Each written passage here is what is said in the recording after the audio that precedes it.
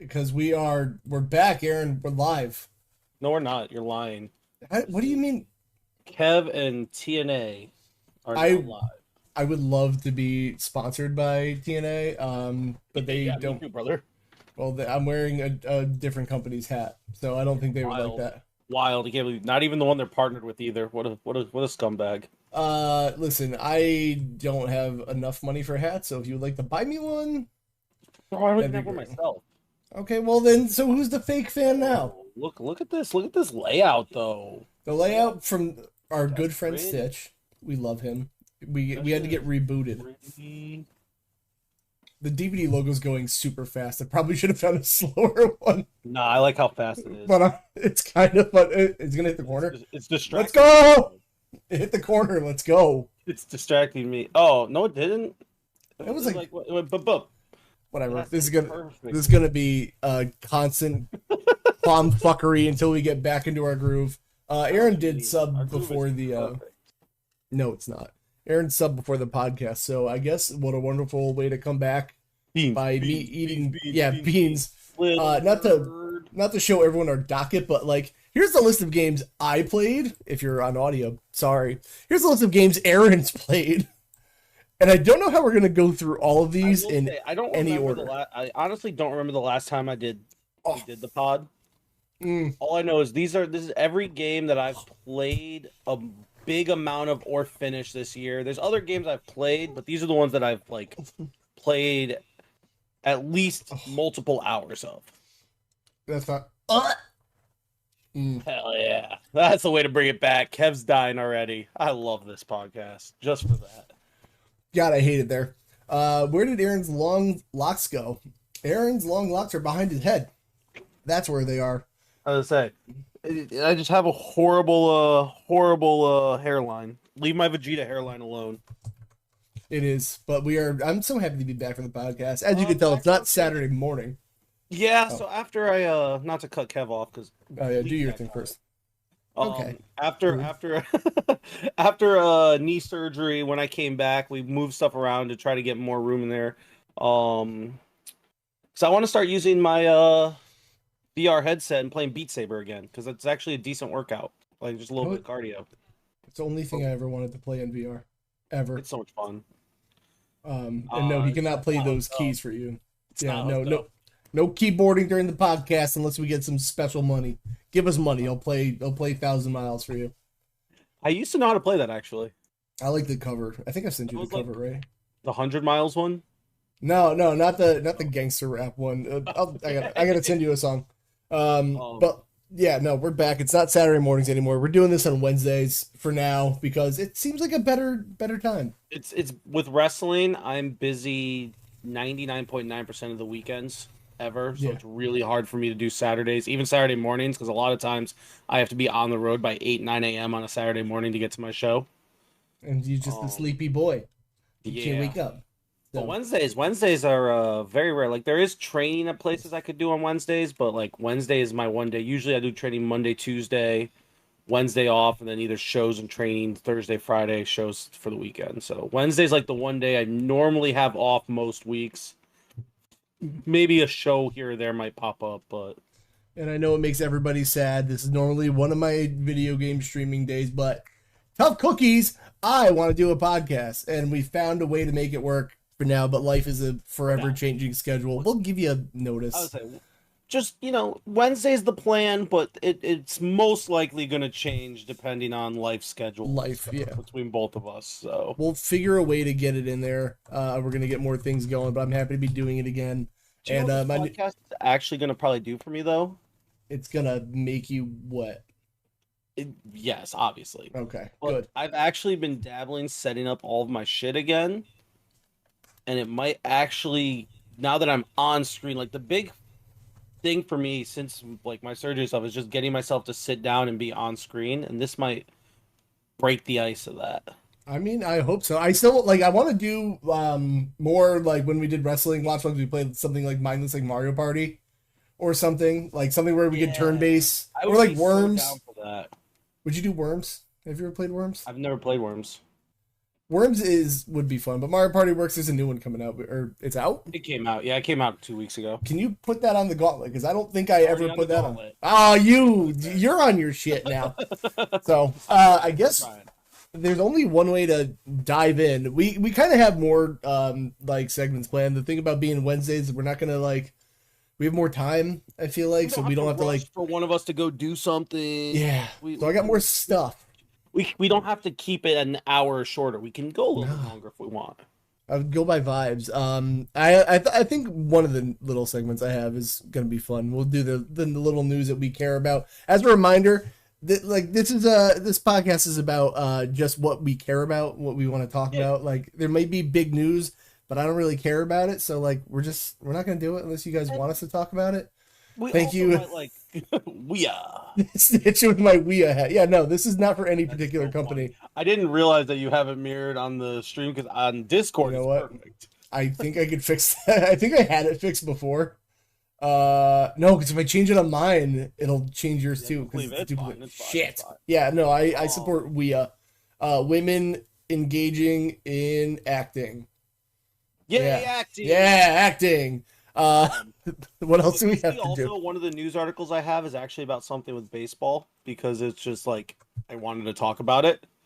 Okay, that's fine. I mean, if you care about it, I care about it. That's what I'm saying. So it's mostly about video games, but it's about what we care about: wrestling. If Kev has any fun jiu-jitsu stories, I broke a wall at Jits. Did you really? Oh yeah, somebody just watched my TikTok, so no shit. There we were. Me and my friend Bruce, and the way our mat is set up is the mat's here, there's a little hallway, and then the drywall where the locker room is. And listen, I can go to Jits, I can throw everywhere around, I can tap them all 15 times. They're not going to learn anything if they do that. So my friend Bruce started training. He's a big gorilla. And I was like, okay, Bruce, let's go have a roll. And he started to get a little advantage of me, and I said, absolutely fucking not. So I twisted, and then I threw him, and we landed in a wall. Hell yeah. You can't win that much on me, damn it. Most of it from like the TikTok story time. Well, no, it was I'm gonna try to find it. Somebody was live streaming the class, and then I had to go back in the live stream, find it and where it was. Yeah, no, it was kind of a lot. Where the hell is it now? I think this is it. Actually, I found it pretty quickly. All right, friends, let me get it. Enhance. So here's me for all the was popular in high school. Bruce, listen, Bruce is a handsome man. I can't lie. So for those of you on audio, I don't know how to describe it to you, but basically I got my red gi in the corner because I love Ken from Street Fighter. Nobody's got red gis. Then Bruce is in white ear. You can kind of see us in the corner, and then we go off camera and everyone just looks around, and my coach just yells, "Yo, the wall!" Like, what are you doing? So, I think I did see this, but I didn't exactly realize what happened. Yeah, no, we went into the wall. And actually, speaking of jiu-jitsu, apparently it's been like about a year since I got my black belt. It has been. You're like a superstar, dude. Feel old, man. What can I say? You know? Bro, we're both old as shit. I don't like it, but like... There's literally wrestling trainees that call me Uncle Aren, and I hate it. That sucks. I hate that, too. I hate it so much. Wrestler says the wall didn't see it coming. True. True. All right, how do we do the games? Do you like? How are you gonna go? A couple, and then you do like one or two, then I do a couple more. Yeah, as long as we can keep track. I say a couple of them will be quick because it's like the Assassin's Creeds. Like, there's a lot of games I played that like are replaythroughs of going back through series that I used to love that I just haven't played in a long time. Okay, that's fair. So like the Assassin's Creeds. So this year I played the entire Ezio trilogy, 2 Brotherhood Revelations. I played 3, sadly, and then I decided I needed a break from that style of Assassin's Creed, so I started Origins. I haven't finished Origins yet. That's Egypt because I got distracted by other stuff. Right. Yakuza, which we'll talk about later. Normally I'd pull up gameplay, but there's too many fucking games. When you get in depth on one, I'll pull it up. Okay. But yeah, so like the Assassin's Creed trilogy, it still holds up. It's still great. The story is amazing. The gameplay has its issues, but like it's still great. I still love Brotherhood and Revelations. What other 3 ones were in there? Is actually better than I remember it being. Bold choice. Story still kind of sucks. I mean, it's fine. Connor sucks. Connor's the worst. I was like, Connor, I just don't like. I think so. Connor kind of gets screwed the more I think about it, because you start off with like you just had a trilogy of Ezio, who's like the most beloved character in the franchise, even to this day. And then the first fucking 6 hours of 3, you play as Connor's dad, who's way more charismatic and in your face, so people like love him. Or love to hate him. Nah, I hate him. He's an asshole. And then Connor, while when you really think about it, it like makes sense. Like English isn't his first language. He's very like on a specific mission. Like it makes sense the way he acts.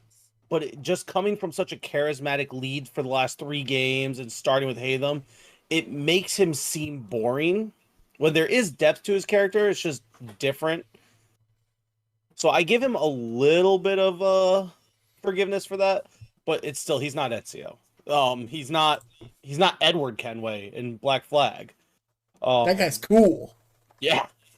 But I decided after playing 4 straight old style Assassin's Creeds, I was like, I want to play one of the newer ones. So I went to Origins because Origins was the first one I played after Black Flag because I took a couple games off because Assassin's Creed started going kind of downhill just with their quality in their games. Yeah. And the first time I played Origins, I absolutely did not like it because I was not into the more action-y combat. Ratster says Origin Odyssey are interesting games. I thought they were a great return to form. I was gonna say, like, so I wasn't a huge fan of Origins the first time I played it, and I never finished it because of that. But I've always been like, I'm not a big action fan, which over this year I've learned I actually do like action games as long as they have quality of life features and they're good. The one that actually helped me, we'll talk more about it, but the one that actually helped me really figure that out was Final Fantasy VII Remake, which I know is a little bit of like a mix, but it made me fall more in love with action. I've played more action games because of that, and I'm willing to play more action games because of it. You know what's funny is I realized something about myself going the other direction. I don't think I care for turn-based stuff like lately. It has to be good. It's got to have like a battle system where like I'm doing something in the turn-based, but like I just realized it's just not doing it for me lately. That's fair. Yeah. So anyway. No, you're good. So back in the day, I wound up giving Odyssey another shot, and then I fell in love with Odyssey. Odyssey is my favorite of the newer Assassin's Creeds. Probably just because of the time period and everything. I just really kind of got into that gameplay. So this time playing through Origins, I've had a lot of fun. I've gotten way further than I've ever been. And yeah, I honestly think Origins is a really good game. I think Odyssey also. I haven't played Odyssey this year, but like Odyssey I thought was a really good game. The modern day story is whatever. They still do that? I thought they killed that off. Like I thought they gave up on that. It's still here because they're still combined between the two. But it's very, you can literally like, it takes you out of like the Animus, and then you can instantly just go back in. It doesn't force you to do the modern day stuff like it used to. While we've been interrupted by a top 3, Aaron, since we're on Assassin's Creed, give me your top 3 Ubisoft games from Ziggy. Hi, Ziggy. Ubisoft games. Oh, goodness. I mean, probably. I mean, you could say Assassin's Creed. I say probably for me, it's just going to be 3 Assassin's Creeds off the top of my head. Bold. Probably literally.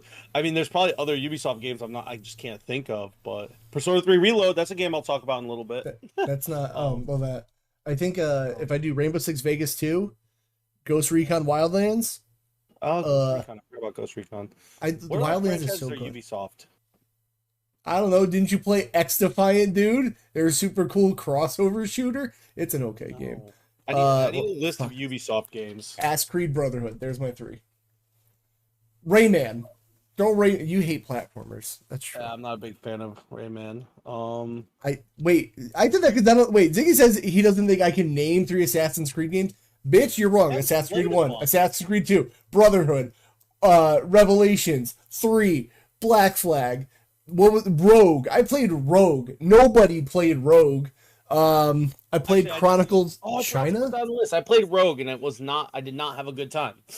Listen, Assassin's Creed Rogue is the most okay, uninteresting game I've ever played. Like it's so like C tier. Like it is so not special. I went through it and I was like, yep, that was a video game that existed. I couldn't tell you a single thing about the game. I played Assassin's Creed up to Origins. I gotta do Odyssey. I am scared. Is the whole Ghost Recon series all Ubisoft? Yeah.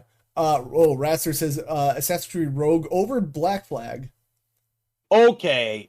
That's bold. Hey, listen, you're allowed to have that opinion. That is crazy. It is an opinion. Black Flag does sometimes go a little like I have issues with Black Flag.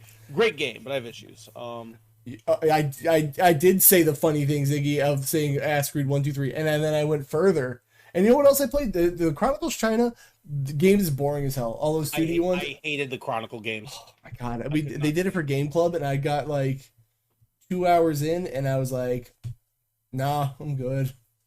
So I think Ubisoft for me would probably be this one's going to be crazy. Ghost Recon Jungle Storm. That one's cool. I loved that one when I was younger. Wait, Ubisoft did the port of RE4 for PC? Yeah, the first PC port that was really bad. The one like gross. Yeah, I'm pretty sure that was gross. Ew. And then probably Assassin's Creed. I would say probably Odyssey and Brotherhood. Brotherhood. Brotherhood. Those would be the 3. So anyway, we got sidetracked on that. Thank you, Ziggy. What else? Yeah, so Assassin's Creed. I had a lot of fun with that series. My goal was at the time when I started this was I wanted to play most of them or all of them besides maybe Valhalla because that game's way too long and way too boring. Before Shadows came out. and they gave me more time by pushing it back. But I probably won't get through all of them. But I'll probably go back, finish Origins, and then mix it up and go through there. Fair. And then I'll go through one more big chunk of them. The reason I stopped playing Assassin's Creed Origins is I finally decided to give Yakuza a chance. I'm surprised you didn't before, honestly. Yeah, so that's an Aren coded game right there. It's really weird because so the old ones are more beat 'em up style. So I never really gave it a shot because I'm not into that genre mostly. And then Like a Dragon came out and I gave that a short, like a 4-hour shot. Probably beginning of the year, and I got burnt out. Because I had literally just beaten Persona 3 Reload right before it, and honestly, because Like a Dragon's turn-based, they're very similar in just style. Right. So then I just didn't play them for a while. I was like, whatever. But then I finally went and gave QME1 a shot, and oh boy, did I fall in love with this franchise. That's the remake of 1. Remake right? of 1. Yep. QME1 and QME2 are the remakes of 1 and 2. What? How are you pronouncing that? Kiwami? I feel like you said QME or something weird. Maybe just fast. QME. I don't know. It's like a fruit I never heard of. Yeah, dude, it's fruit. Brother. Brother, sister, brother. But I fell in love with this franchise. The remake of 1 and 2, so good. Did you? So wait. So you played the normal Yakuzas, but because you're Mr. Turn-based, did you not do the Like a Dragon? I have not. So my plan is to play through all of them. And Like a Dragon is technically 7. How long are they? So the first ones are 15-ish hours, but when you start getting to 4 and 5, they start getting up to 30 and 40 hours each. Yep. Okay, yeah. I see. So the first 2 weren't very long. I got through those quick. 3, I'm just gonna say this though, 3 almost killed me on the franchise. Really? I did not like 3 at all. But so 3 was I never saw a Yakuza game before. I worked at GameStop and I saw Yakuza 3 always on the bottom of the PS3 section, and nobody ever bought it. So I just thought it was some weird obscure ass game, and I'm now wondering if because nobody wanted to play it. I'm not sure. I just know so far through so I've played 1 through 4. Yeah. That's also I think a big part of it. Read the chat, Aren. We have audio people. Okay, you read it then. Wait for the remake. Read that. Read it. Read it. Read it right now. Wait for the remakes. I'm 3 to 5, says Raster. The style change from the remakes are I don't know what that word is. Yeah. So I think part of the problem was the remakes of 1 and 2 made the combat more modern, I guess is a word to use. And then going back to 3, which is just a remaster, was an old style combat that was a pain in the ass. And then also I understand what they were trying to do with the story, but without getting into too much detail, the story starts off very slow and kind of confusing for the first couple chapters, and just it doesn't pay off strong enough to be worth it. It's okay to have a kind of confusing story if the payoff for it is really good. I don't think it was in 3. 4 was better. I still think 2 is the best out of the 4 I played. 1 was really good. I know a lot of people say start with 0, but I'm gonna play them in release order, just because 0 probably has references up to 1 through 5 since it came out after 5. So I'll probably go 1, 2, 3, 4, which I did, and I'll probably play 5, which I just installed on Steam not too long ago. Then I'll play 0, and then I'll play 6, and then Like a Dragon. But I have a couple games that I'm gonna have to play before I go back to Yakuza. Metaphor ReFantasio came out not too long ago, and I haven't played it yet. But I figured you would have been on that immediately. I own it. I just Yeah. With California TNA stuff, it's just been tough to find time. Steam Deck, baby. Yeah, I haven't installed on there. I haven't even played the Steam Deck that much this month. October's been I've played all these games, and every single one was in pre-October. I've played like no games this month, just with how busy I've been. And then the other game that I need to play is Dragon Age Veilguard comes out tomorrow. So can't really see too well, but Dragon Age Tattoo. Dragon Age is like one of my top 5 favorite franchises of all time. I've been waiting 10 years for this franchise. I will be playing Veilguard tomorrow. I've only heard good things about it, and I'm not even a Dragon Age guy. Yeah, like the only negative things I've heard, we're not going to talk about it here. Doesn't matter. Anyway. Wait, what? It's like, oh, is it dumb stuff? Yeah, okay, got it. Yeah, that's the only negative shit I've heard about it. Right. That's fair.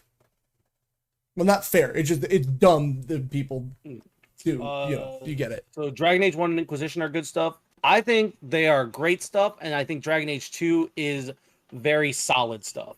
Which is why I'm going to play as good as 1 and Inquisition, but 2 is it's not as good as 1 and Inquisition, but still a solid game. It's a solid game for what it does. Are the negative things that they changed the playstyle again? No, not really. No, honestly, I think this is a like Veilguard seems to be a natural progression of the way it's been going. Meaning what? Oh yeah, Origins is probably the top 4 or 5 favorite game of all time. I have replayed it at least 7 or 8 times. I am in love with that game. Sick. But yeah, so back to what we were talking about. Bye, Chels. Yakuza. Oh, coffee. Yakuza. My brain is not working. To be fair, your brain probably isn't working. That's what I was about to say. I probably got a concussion last night, so I'm even more all over the place than normal. Dick. What a comeback. Hell yeah. Hell yeah. I wasn't canceling for a little brain damage. Yeah, the CT is not even real, dude. Didn't you hear Stone Cold? Oh yeah, true. Yeah, obviously. But yeah, so Yakuza, the characters are amazing. It takes itself serious enough when it needs to, but it's also not super serious. The story, for the most part, is great. It's like over the top in the right ways. I can see why Kev didn't like a lot of it, because I will say there are very long stretches where the gameplay is walk here and talk to this person, walk here and talk to this person, walk here and talk to this person. So let me do this, because I said I had words about Yakuza 0. I just got to throw it in quick, because I know Raster's going to be... I don't know which one you played. I played Yakuza 0, and like, I was going over, like, I'm kind of getting over turn-based stuff.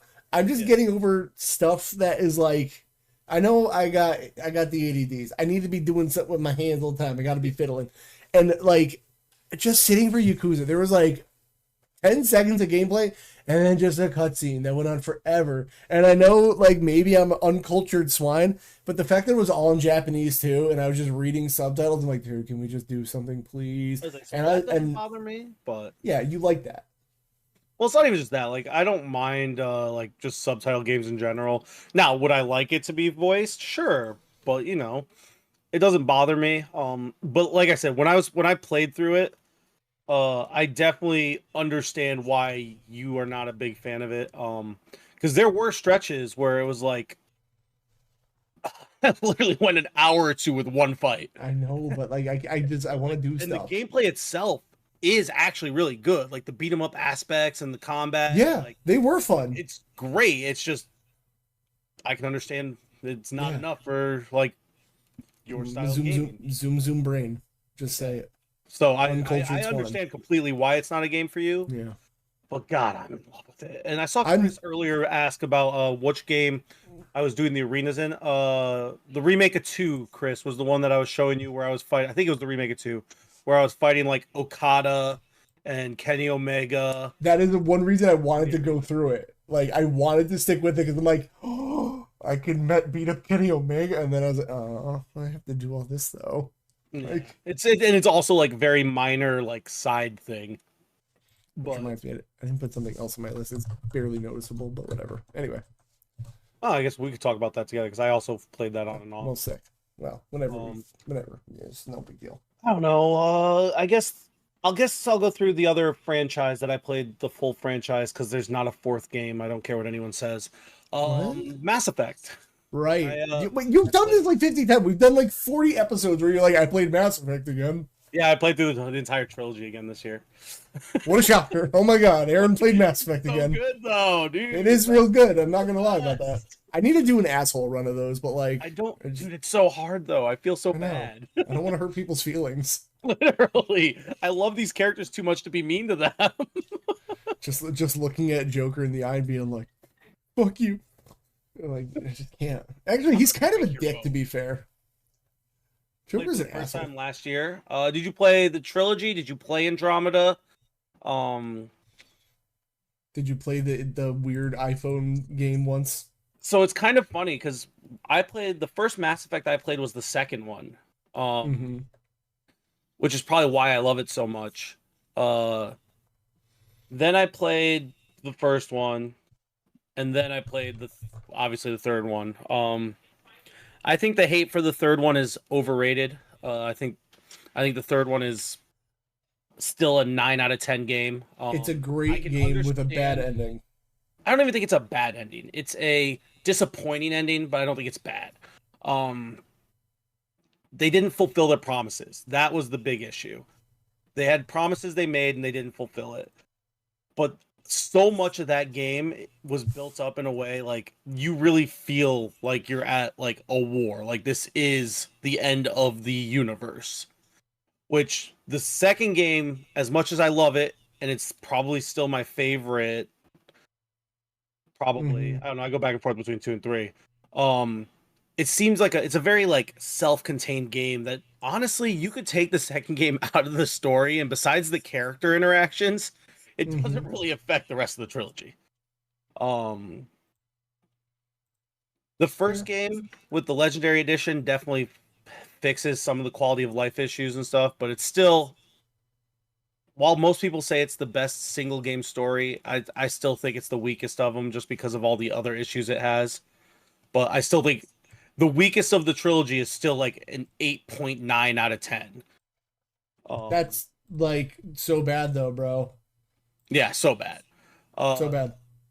Andromeda, so I've never finished Andromeda. I can never get myself to do it. It always loses my interest. That's weird even for you though. Like, it's the characters and story just suck. Like comparative to the trilogy. I bet if you didn't call it Mass Effect Andromeda and you called it space age exploration, most people would say, yeah, that game was fine. It was a solid 75 out of 100. But because you put like Mass Effect, but that's my point. Like, it's a solid, like the gameplay out of the 4 games, Andromeda has the best gameplay, bar none. But the character and stories are so mediocre, especially when compared to the Mass Effect trilogy, which is known for such good writing, that it makes people think like, wow, this game's like a 40 overall. Which is absolutely a fair comparison. It's why I can't finish it. I expect Mass Effect level stuff out of it, and I get average game. It's the similar concept to how I feel about Dragon Age 2, except I think Dragon Age 2 is better than Andromeda. BioWare did do Andromeda. There's a whole... I've gone off on this podcast in the past plenty of times about it. Long story short, they had 80% of the game done, and then EA said, no, we're going to do it on a different engine. Scrap that. You have to redo the entire game. Oh, by the way, your deadlines don't change. You still have to have it done at this time. It's so fucking dumb of them.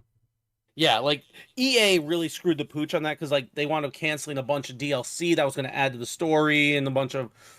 the stuff that probably wasn't even originally going to be DLC, but then with the timelines, they were trying to rush it. But yeah, so like I forgive BioWare for Andromeda, but Andromeda's still just meh. Yeah, well, I get that's the one I still got to try. I think you'll like the gameplay. The gameplay is a lot of fun. It's just, which is why I'm actually excited for Veilguard, because I think, like, I know there are different teams that work on the different games, especially with how long it's been. But I think Veilguard's gameplay looks amazing. It looks like a nice combination of Inquisition and Mass Effect together. Sounds right up your alley. They kind of like streamlined it, so it's not as like, I think you can only have like, you basically have the similar like circle that Mass Effect had. You know what's wild is like I went to go put up gameplay of Veilguard, and all I'm seeing is like people being like the truth about Veilguard. The reviews are bullshit, and like I've only heard good stuff. Yeah, no, it's just Honestly. cringe. Woke doom nonsense. Yeah, posting. Yeah, of course. So, Veilguard does look good. I wonder, like, all right. So I guess I'll ask when you play it if I like, because you know I didn't get into Dragon Age 1, but like, do you think Veilguard would be like a spot I should try? From my understanding, I haven't super been into all the dev stuff because I was like trying to just come into this just fresh. From my understanding, they tried to make this game where like if you've played the other ones, there's lots of Easter eggs for you. You're gonna love them, this and that. But if you're coming in as a new player, you can start with this, and there might be some little things you don't get, but the overarching everything, you can start with this one. Okay. That was what they were trying. That's what they were trying to do, at least. I obviously haven't played it, so I don't know if that's how it comes across. But guess I'll find out. But yeah, I've been, like if you look something at about it, me's been itching big RPG. Like they took some influence from Baldur's Gate 3. They've definitely combined Mass Effect with some other stuff. They'll try maybe. I'll give it the old college Kev try. Yeah, the story picks up from that, but at the same time, like one, flashback video, but two, Dragon Age has always kind of like each game has kind of been self-inclusive. Like even 2 you can pretty much play without knowing Inquisition or Origins, and Inquisition you could pretty much play without knowing the first 2. I know people who have. So like people get mad at Dragon Age because they expect Mass Effect, because it's made by the same people, where like everything connects all the time 100%. The gameplay is very similar over and over and over. Dragon Age has always been a franchise where every game tries something new. They don't stay stuck to one formula. Whereas Mass Effect's been the same formula every game. Dragon Age, every game, the gameplay changes. Every game, the story, the art changes. So that's why with a lot of the negatives I've heard about Veilguard that aren't just the woke bullshit, is stuff like, wow, I can't believe the art has changed so much. But then when you really go and look at all the games, like, it's been a natural progression. The gameplay's been a natural progression. They don't follow one formula with this franchise, which I think is kind of cool. Mixes it up a little bit. Now, it can be aggravating when you go from Origins to 2 and it's not as good, but exactly. So, I think you'll be able to do this. Ooh, I will let you know how good it is after I play, because I will be starting it tomorrow. Thank you for the follow, Kohiba. Hello, how are you? I need a bean. Follow hype. I appreciate you. I need one more. Talk about Mass Effect here. We'll get rid of that. We'll get rid of the Yakuza's on here. Don't delete them. Don't delete them. Oh, I already did. Do Control Z. Control Z. Make like a checkmark emoji or something. All right, there you go. I need it for descriptions. Okay, so I did Assassin's Creed. You talk about 1 or 2 now, because we've talked a lot about shit. We've been here a while already. Yeah, we have. Well, but like I said, the comeback's going to be a longer one. By the way, guys, just as a side note, I am trying to get to 1,000 followers before May for no particular reason whatsoever. Anyway, let's go on to things I've played. So, Aren, I split my time. I like to bring the Steam Deck to work because we get to eat break in our car, right? Steam Deck. I like to, that's the move. So I have 2 ways to play games, right? I got my single player game that I'm trying to beat, and then I have a group called my killing time games. Okay, when my main game is on a console that I can't bring with me, my streams are only that game. And when my main game is like something on the Steam Deck or Switch I can bring with me, then I can like mix in games to kill time for streams, right? So I've been doing, just by coincidence, a lot of Xbox games. So I've been playing a lot of games to kill time on the Steam Deck.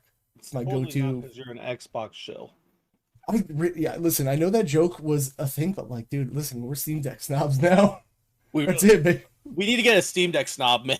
I kind of need to get a Steam Deck snob. For both of us. Yeah. So, I guess the one thing I've been playing on Steam Deck, which is good and bad because, like, it is playable on deck and it works just fine. But I gotta say, like, it works on deck. It runs just fine, but man, does it chug! Like that fan kicks. And by the way, the game is WWE 2K24. The thing that this doesn't do well is like there's no auto configuration for the Steam Deck settings of this, so you just kind of have to like make it work until you can get 60 FPS and like make it run smooth. And I had to like look up settings online to like make it possible.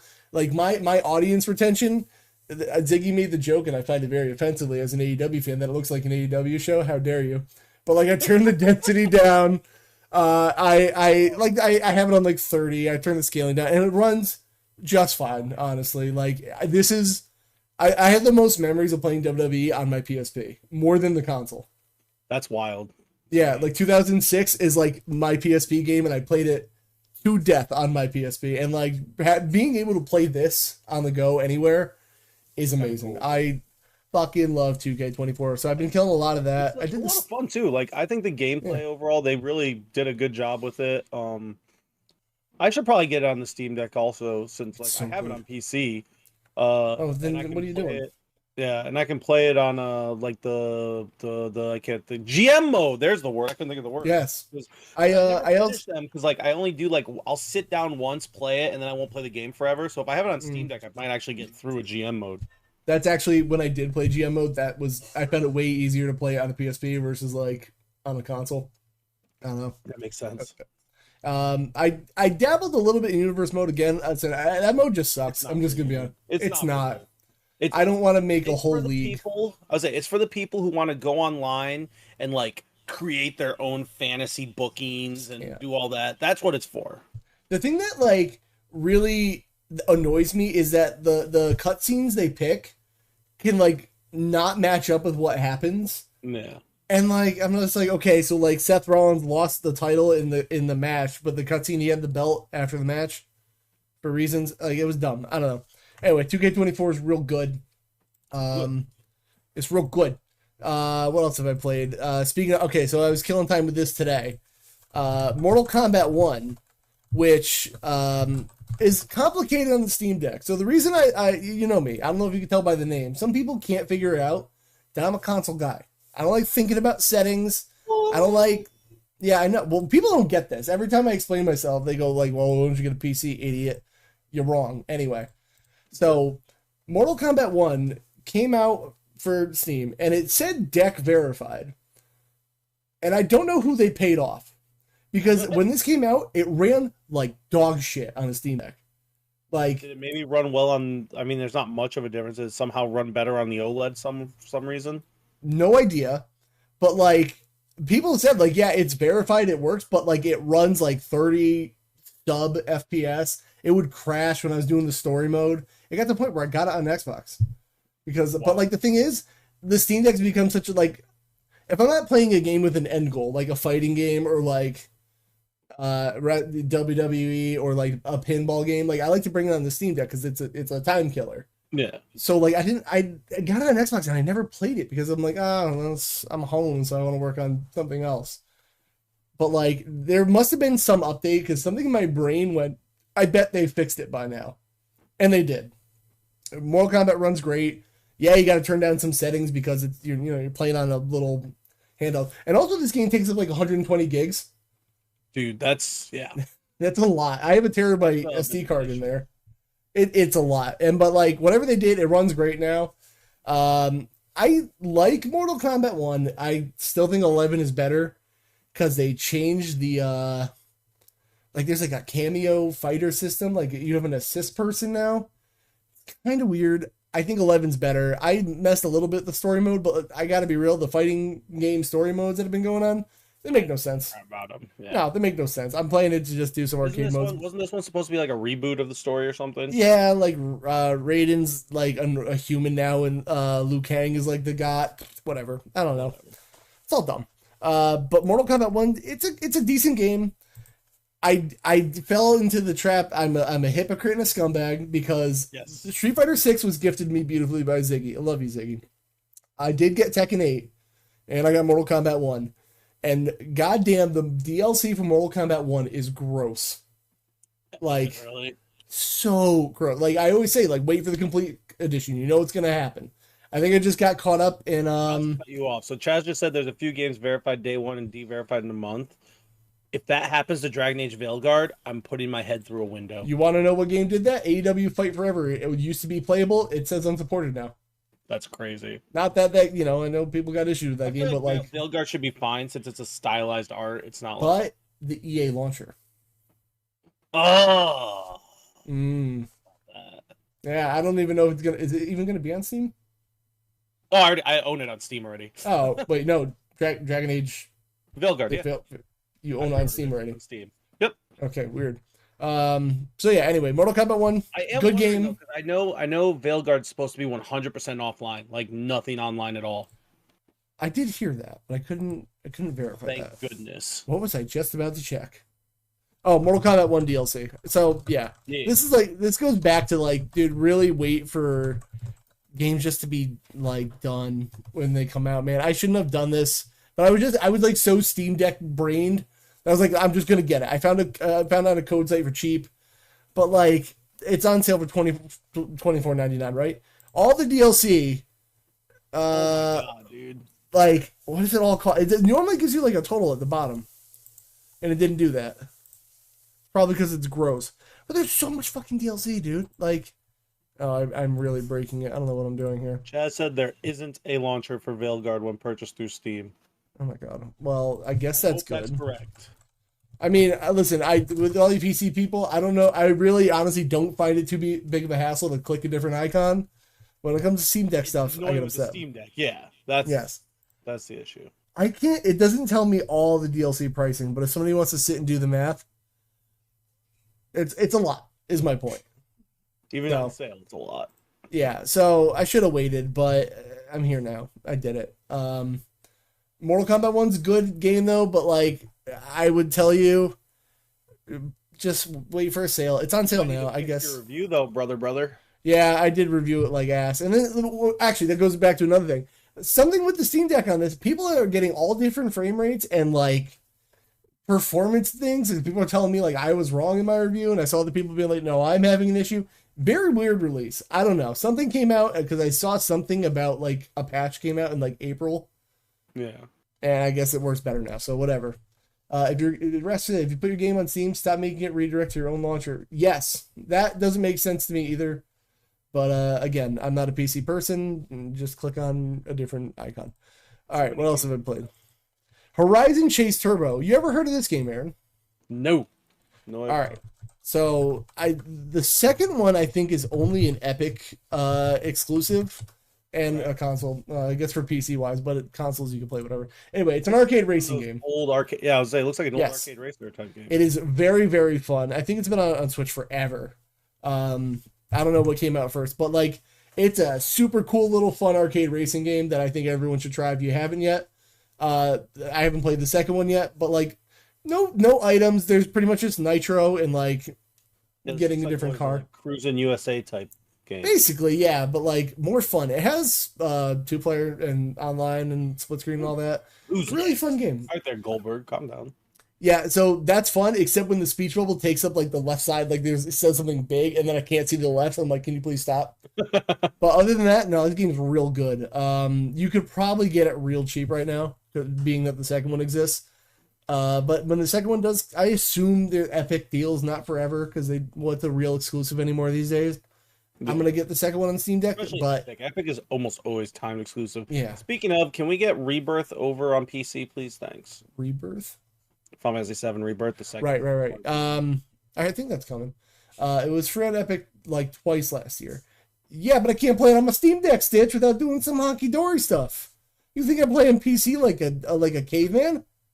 No, caveman. No, yeah, I see it go on sale a lot, so I'll probably get the second one. I gotta say, for the single player like campaign of this game, it is long. There are a lot of races, like a lot of cuts to go through, and there's like a solid amount of challenge where like you'll get like second in a race, you'll be like, I could do better, and you go back and try it again, and it like you could do better, and you just keep trying. It's like you get locked into one track. And then, like, you just want to master it. I didn't realize there's, like, a gas area tank.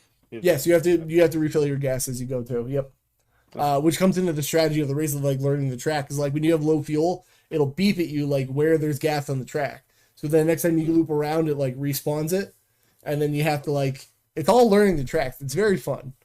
I'd give it a shot at some point if I had it. You should. And the next one's quick. Listen, I'm still addicted to RoboQuest. Okay, y'all. It's real good. And I think I shared it with the Discord there. But there is going to be an endless update coming at the end of November, baby. I don't know what that means. I assume it's just an endless map that never, like, instead of just getting to the boss iris, it just go. You can get.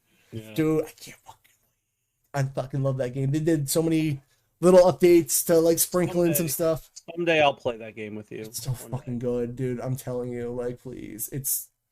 I feel the passion for it. It's so good. I feel the passion for it. Feel the passion. It gets me bricked up.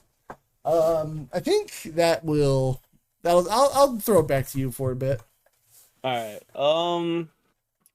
We'll just start from the top. We'll get this over with because this was early. I played Persona 3 Reload. Amazing remake. It's as simple as that. They did everything I wanted from it. The only issue I have with it isn't the game itself. It's Atlus's shitty policies with DLC and shit. What do you mean? I bought the deluxe edition when I got the game, right? Which was like $80-$90. Came with like music and stuff like that. So Persona 3 Fez was like their first re-release of Persona 3 that added episode Aegis, which added more to the story at the end. Mm-hmm. They didn't include that in the in this remake. They then said, "Oh, it's going to be DLC later on." So everyone was like, "Okay, cool. We get the big edition of the game. We'll get that." Okay. Nope. They have a season pass with 4 drops that aren't part of the deluxe edition of the game. You have to spend another $35 to get it. And then there's probably going to be like Persona 3 Bejeweled or something. That's like the Ultimate Edition, I assume.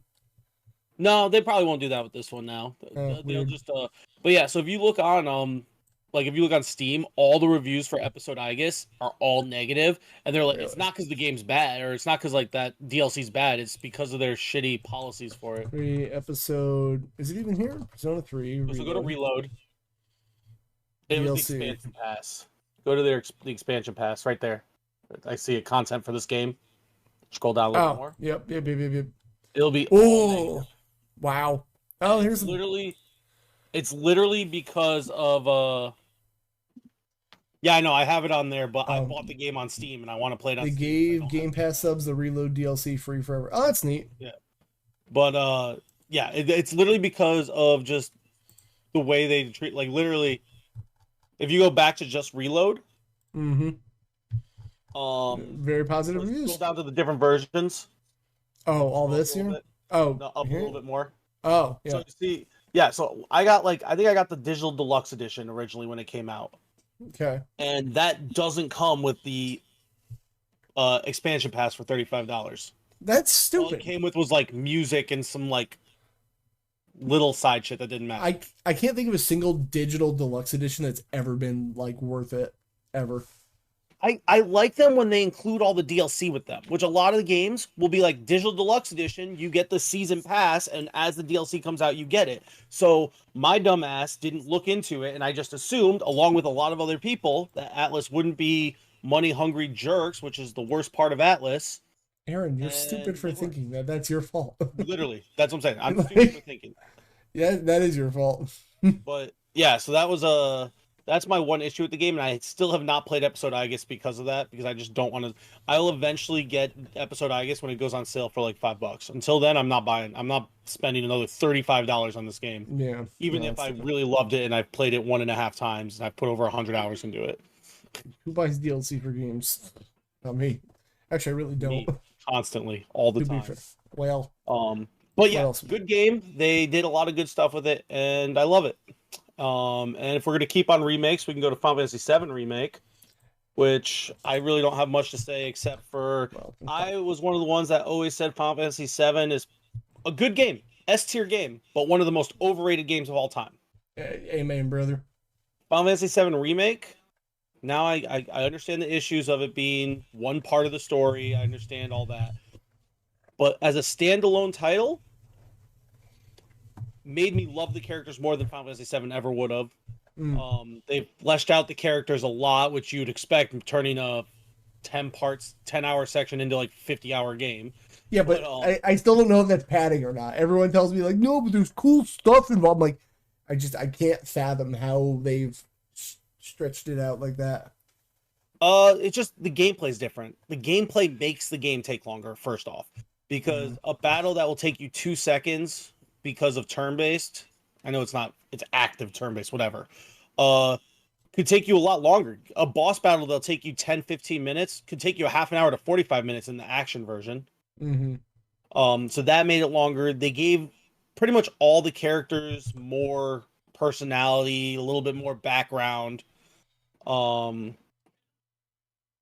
If I've heard nothing but amazing things about Rebirth, if what I've heard is true, and then the third, whenever the hell we get the third one comes out, if they keep that momentum, in my opinion, even if they say this is a different story with interconnections or whatever, this is the ultimate way to play it. This game is it's time to so spoil much it. better than the first Final Fantasy VII. Time to spoil it. I'm just gonna say it. You've had 20 years. Sephiroth is the bad guy. How can he be a bad guy if he's that hot? Good point. Hot dudes are never the bad guys, dude. He's too hot. Chad says, I enjoyed 7 Remake. I'm going to wait for a sale through Rebirth. Listen, I want to play 7 Remake, especially since I've been not feeling turn-based games lately. But it's I don't know. It seems like a lot. Worth it. It's good. When it goes on sale, I'll get it. Rebirth, I would have played day one if I didn't sell my PS5. John's right. Wait till it's done. I'm gonna get. I know for a fact Square is gonna do that too. I know they're gonna do that. I'm gonna tell you right now. Just get them on sale. Don't wait until it's done because I know you. You're not gonna sit through and play all 3 games right in a row. That is also a thought I had too. Is 30 to 40 hours. The second one is like 70 hours, I think, just to beat the main story. Remake Integrate? What's Remake Integrate? It includes the DLC with Yuffie. All right, so it's deck verified, which is like, listen, a game that long. That's another thing. Yeah. Steam Deck Master Race. I don't want to play a long ass RPG unless it's on my Steam Deck. That's fair. But like, yeah, I just know you won't like if you go how long to beat. Like it's probably forever. Hey, Resident Evil Remake is like 30, 40 hours. I can actually just tell you how long it took me to beat it. How do I find Final Fantasy 7 Remake? Imagine Kevin playing RPG. I play RPGs. It's just I am not feeling turn-based lately. Y'all know I got the attention span of a mouse with cocaine in its blood. It took me about 34 hours to beat Final Fantasy 7 Remake. Okay, that's not bad. So I don't know. I've just not been feeling very that turny. Includes Yuffie DLC. I beat that also because Yuffie is my favorite character in Final Fantasy VII. So Remake Integrate is the game plus the DLC. Yeah. Okay. It's just what they called the remake after they like. It's like the remake deluxe edition per se. Comes with the DLC and stuff. That was a big fuck you to PS4 players, says John. I half agree, but I have still been campaigning that like this generation of consoles is pointless. I wouldn't have started with the second game, but it's so aggravating to me how long we're into the PS5 life cycle and sports games are still being made on the freaking old console. I keep saying it, like I kind of want a PS5, but like I really don't have a reason to get one. There's like 3 games and they're all going to come to PC at some point. Well, that's the thing. Like again, I'm not the PC guy, but if they come to Steam Deck and they work, then like I don't want one. But yeah, so Remake really good. Rebirth, I'm excited whenever it comes to. When it comes to PC, whenever that is, I will probably get it, barring money, life, and all that, as close to day one on PC as possible. Because I put Remake off because I did not think I was going to like it. Because again, I don't normally like action games. I like the more turn-based. This game was like, if you play on the little bit harder difficulty, this game is actually a little challenging. Honestly, it's kind of challenging. Well, that's good. I loved it. It was so much fun. It's you should play it. I think you would like it, honestly. If you just don't expect like the full Final Fantasy VII story. I mean, I'd have to break that out of my life. But it is kind of a cool, like it has its own self-contained story, and then like it ends in a good way, I think, overall. So I know all the Resident Evils are on sale apparently. Yes, they are. Four got like 1, 2, 3 sales today because different key shops. I need to play the 4 remake, man. It's good. It's good. Actually, I didn't put that in my list, but I played the 3 remake. Pretty good. So that's all I got there. Forgot to mention it. I was like, I haven't seen a single thing announced about Final Fantasy VII Rebirth coming to PC yet. There has not been a single announcement on that I've seen. It'll probably happen. Okay, what else we got on this list? It will eventually. I think 16 just came to Steam or PC. Right. We got more games to run through. Let's do it. Final Fantasy 1, just go through quick. Game still sucks. It was great for the time.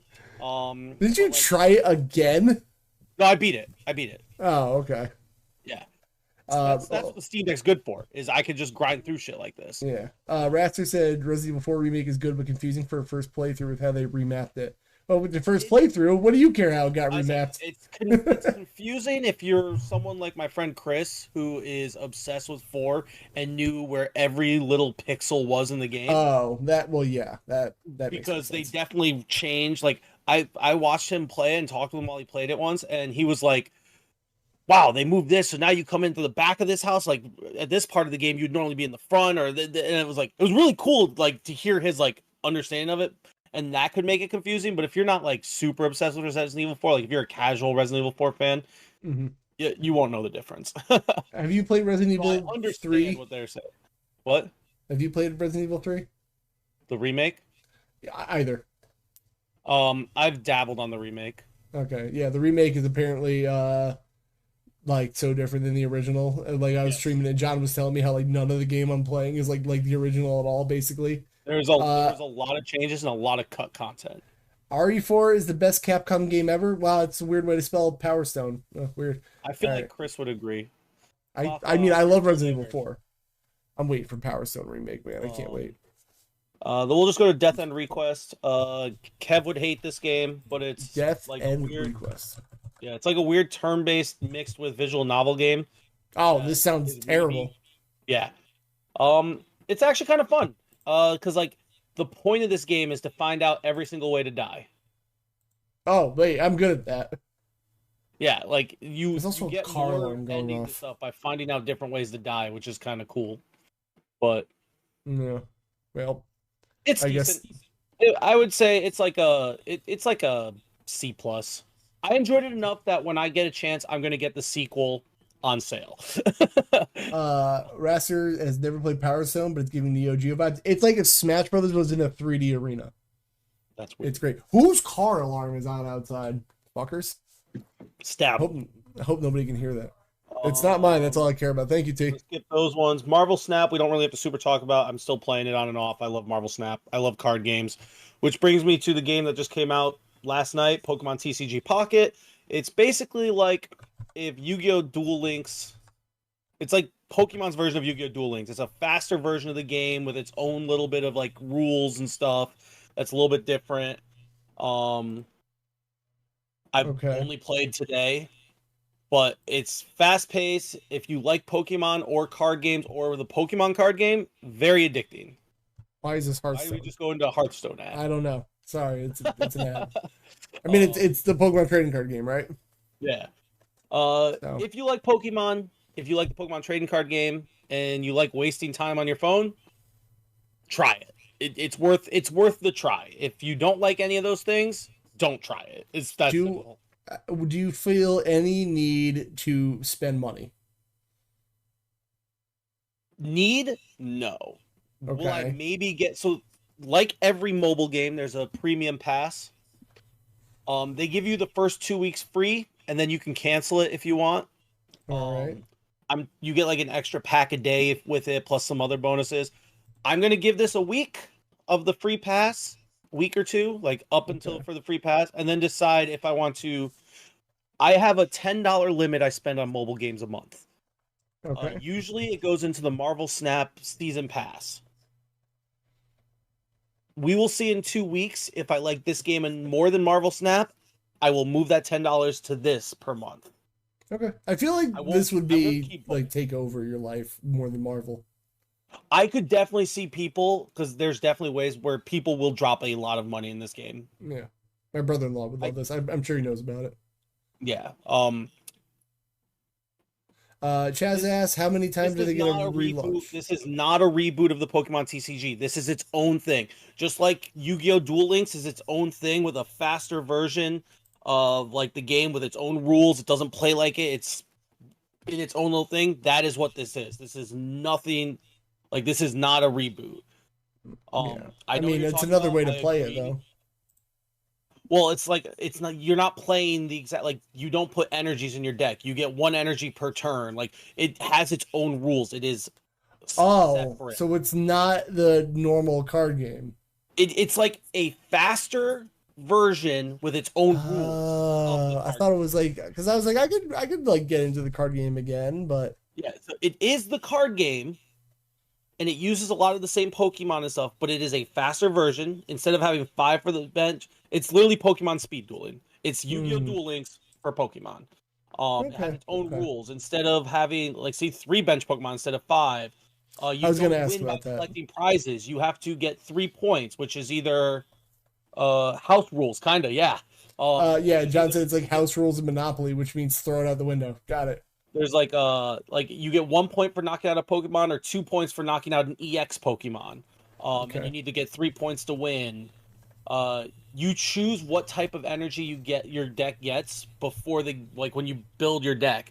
You can choose 1 or 2 types, and then if it's 2, you get 1 of the 2 at random each turn.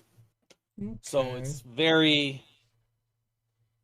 Chaz says Yu-Gi-Oh! Duel Links is like speed, like they said Pokemon speed dueling earlier. It's speed dueling, literally. It's the rules are there's only 3 spots instead of 5. They had their own built-in. The decks are half the size. Like this, I think Pokemon trading card game, it's like a 50 card deck, and this is only a 20 card deck. Yu-Gi-Oh! Duel Links was also only a 20 card deck when normally it's 40 or more. Mm-hmm. So yeah, I spent a lot of time on Duel Links until I took a little break and went into Marvel Snap. Marvel Snap was more fun for me. Oh no, I'm talking about Yu-Gi-Oh! And I just saw Chris just open Yu-Gi-Oh! Legacy of the Duelist. He heard me. No, Chris, don't do it. Don't play Yu-Gi-Oh! But yeah, this is a game, if you like Pokemon and you like the Pokemon trading card game, give it a shot. It's very pretty. It's very well done for what they have so far.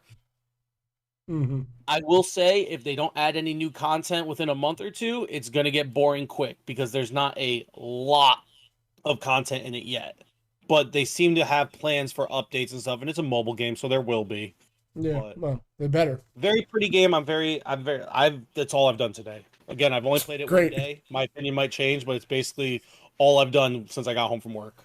All right, what else we got on here? I can go through the next 2 pretty quick also. Yeah. Oh, Stitch is playing Adam. All right, I'll copy that and let me add there. So Total War Pharaoh's Dynasty. It's Egypt Total War.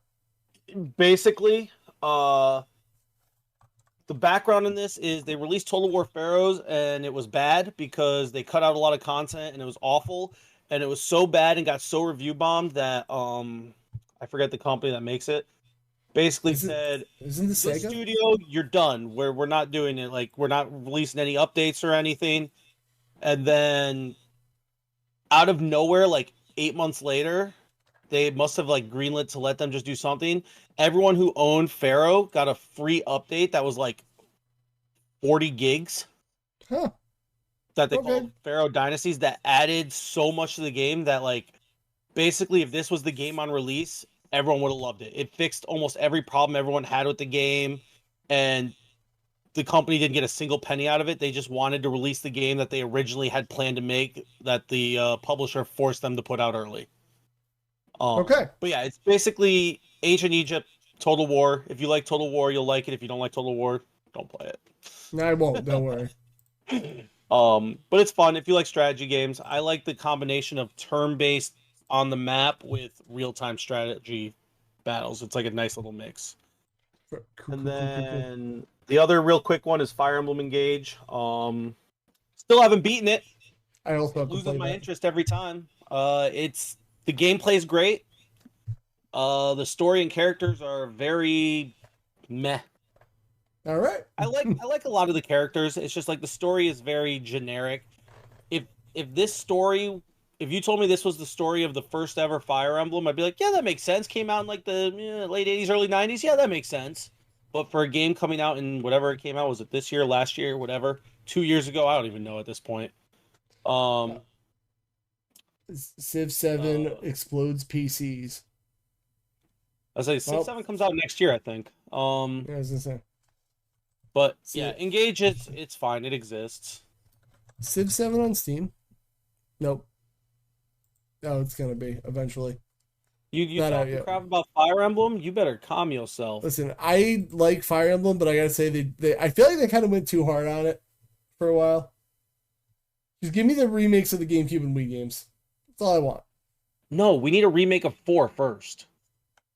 Get me a remake of all the Japanese exclusive games. That's fair. They'll make it a timed exclusive with your NSO membership again.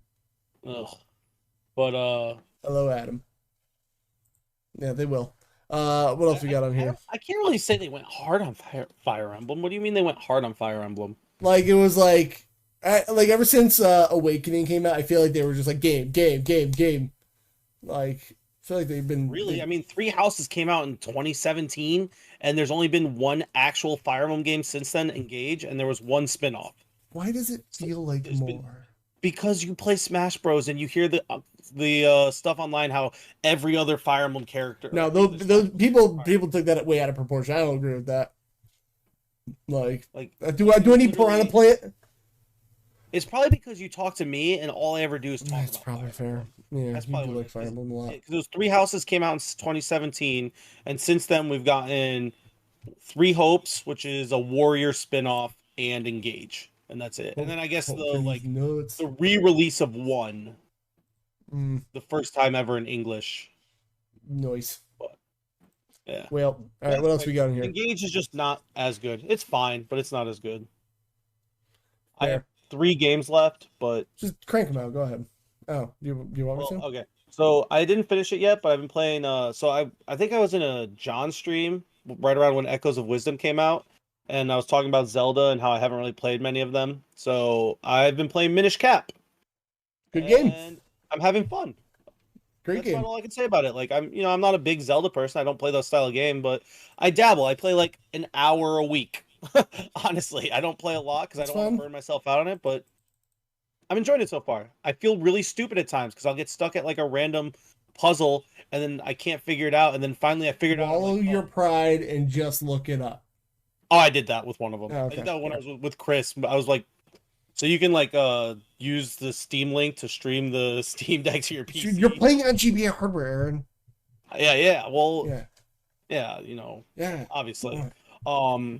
But anyways, I streamed that GBA hardware to my PC and shared it over Discord for right, of course, to watch. As we all do with GBAs. We were stuck, and he couldn't figure it out either, so we had to look it up. And I was like, oh, I can pick up this bomb. Oh, I couldn't figure out how to pick it up because apparently when I was trying to do it, I was like a step off, so it wouldn't do it. Right. Okay. So I feel really stupid sometimes with that game, but I'm having a lot of fun. So maybe I'll play more Legend of Zelda. All right. And then Cyberpunk 2077, great game. I understand why it got all the hate. It deserved all the hate it got when it came out. It is a great game now, and I love it. It's a lot of fun. I'm gonna push back a little bit. Cyberpunk is a good game, but I played it, and Chaz gifted me it. Thank you, Chaz. This is not a dig at the game because I think it's I think it's a good game. Nowhere near the expectations I had. Like, It was just a good game. So maybe that's probably why. It was I fun. The world was really cool. That's what I liked. Chaz asked did I ever do the DLC. I did not, but I should. Haven't. It's got Idris Elba and he's handsome. So the game did get hyped to hell, but I didn't care about it as much. And then when it came out and bombed, I literally thought I'd never play it. The only reason I played it is the new Steam family sharing. Someone in my family has it, so I was like, I'll give it a shot. And then I got hooked because I just really enjoyed the world. I thought the world was awesome. It's one of the few games nowadays that I spent more time just exploring, doing random side shit than actually playing the main story, which is rare for me nowadays. So that's why I think it's a great game. I would put it in A tier myself. They're gonna start tiering games again. Shit. I'm keeping my list of stuff because we're gonna have an end of the year tier list. I just gave up on it because, like, listen, I'm just gonna be honest. People are crybabies as well. Oh, they're such crybabies. The second, like, I put a game that they feel like you only put it in B and not like S, I'm like, me arguing with you over Final Fantasy X too. I know. I was just like, dude, like, listen, it's just an opinion piece, man. And then this last one will piss everyone off because of opinion reason. I think South Park Fractured But Whole is a C tier game at best. That's a common opinion I've heard. Really? Yeah. I've heard nobody normally like people tell me it's really good. Nah, Stick of Truth was a good one. I say I love Stick of Truth. I am not a big South Park person. I've watched one episode of South Park. I don't care about the show. Mm-hmm. Stick of Truth, S tier game. I loved my time with that game. Right. Fractured But Whole, I can't finish it. I get bored halfway through every single time. Yeah, I wanna try that. And then what was the new one? Snow Day? I heard that was like some weird ass thing. It's supposed to be like an online multiplayer game. I wouldn't even consider it as part of the same games. Yeah. I just hear people, like most people who like Stick of Truth also love Fractured But Whole. I'll try it. But it's on Game Pass though. It's fine. It's not a bad game. It's just boring. It bores me. There's sections that just bore me, and I just can't finish it. It doesn't hook me like Stick of Truth. Fair. We got through every game I've played basically this year. Aren just like saying Fractured But Whole over again. True. Yeah. I could have definitely shortened that, but I chose not to. FBH. All right. I'll run through my things in reverse order here. All right. Crash 1 and 2. Hey, I played Crash Bandicoot 1 and 2 again. I played the remakes. I know people don't like to dabble in frame rates because everyone says it's overrated. I gotta say, those games being at 30 frames per second make them kind of insufferable. Like, there are so many times I want Crash to jump or animate or move, but he just won't. And the depth perception, I know, like you say it in 3D platforms all the time, like, I just can't tell where he's gonna land, dude. Yeah, buddy. They're not bad games. You gotta kind of overcome their hurdles. But I just finished 2, and that is some of the most infuriating levels ever designed in a game. Like, not bad, huh? No, I don't know if bad's a word. Frustrating is the word. Like, I beat the levels that I felt like accomplished, but holy shit, some of them, like, it's like I'm telling you, it's the frame rate. It is just being at 30, like, he just moves at this weird sluggish way where you think he's gonna do something and he just doesn't. Like, it's annoying. That being said, they're still pretty decent games. Okay, those are quick. Pinball Spire. Aren, I don't know if you saw me stream this at all. Did you? Maybe? Yes, I think I did actually. Did I? So the developer calls this a pinball Metroidvania. I remember you talking about it. I know I've seen you talk about it on water. So yeah, I'm gonna be real. Calling it a Metroidvania is a bit of a stretch. It's really not. It's like a board by board pinball room where every room's got its own little like puzzle of like a ramp to hit or collect these letters. Did I finish it? Yes, I finished it on stream actually. I know, surprising. I finished games off stream, but like you really get in a room and then you just figure out how to get out of every room, and then it launches you to the next one. You like this one, you have to hit the letters slow time, and then you move on to the next one. Metroidvania is a real stretch. It's just a bunch of pinball. Yeah, and I love me some pinball. It's a good time. This would frustrate you, Rasper. I promise you it won't, because there are power-ups to like help you guide your shots and stuff. The only room that was frustrating was one with the planets, because you had to like knock them to spin them out of the way to get stuff done. That was the only thing I ever got frustrated at. I have a question, Chaz. Is there a video game that you enjoy? Yeah. Just trolling, bud. Just trolling. No. It's a good time. I'll say this. Is it the best pinball game ever? Probably not. However, it's a really good pinball game. So if you fall, you don't instantly die. You go back. No, it brings you back to the board that you were at before. Okay, that's kind of cool. I actually like that. Whoa! John says Kev loves bitch and moaning. He wasn't even talking to me. How dare you? It wasn't. Yeah. Suck it. Anyway, games, just bad games. I like fuck you, Aren. Go play your Weeboo wife simulator again. You let me enjoy my waifu simulators and leave me alone. Raster says he likes the concept, but he'd be screaming "get in the hole" too much. Listen, I'd say that for many reasons a day. I was gonna say that's a daily conversation for me. That's just a Tuesday for me. Pinball Spire is real good. What else is on my list here? Pinball Spire did that. Okay, I replayed Enter the Gungeon. That was like the last game I played when I was like on my last stretch of like layoff thing earlier this year. Gungeon's good. I like to rotate through my roguelikes. I know I play RoboQuest a lot, but I also like to cycle through them for time killing. I got on the Gungeon subreddit. I've beaten this game twice. I'm like 10% done with the game. There's so much shit in this game to unlock and see, and like people are like doing like things called rainbow runs and clone. I'm like, the fuck is all this? And like there's characters to unlock I've never seen.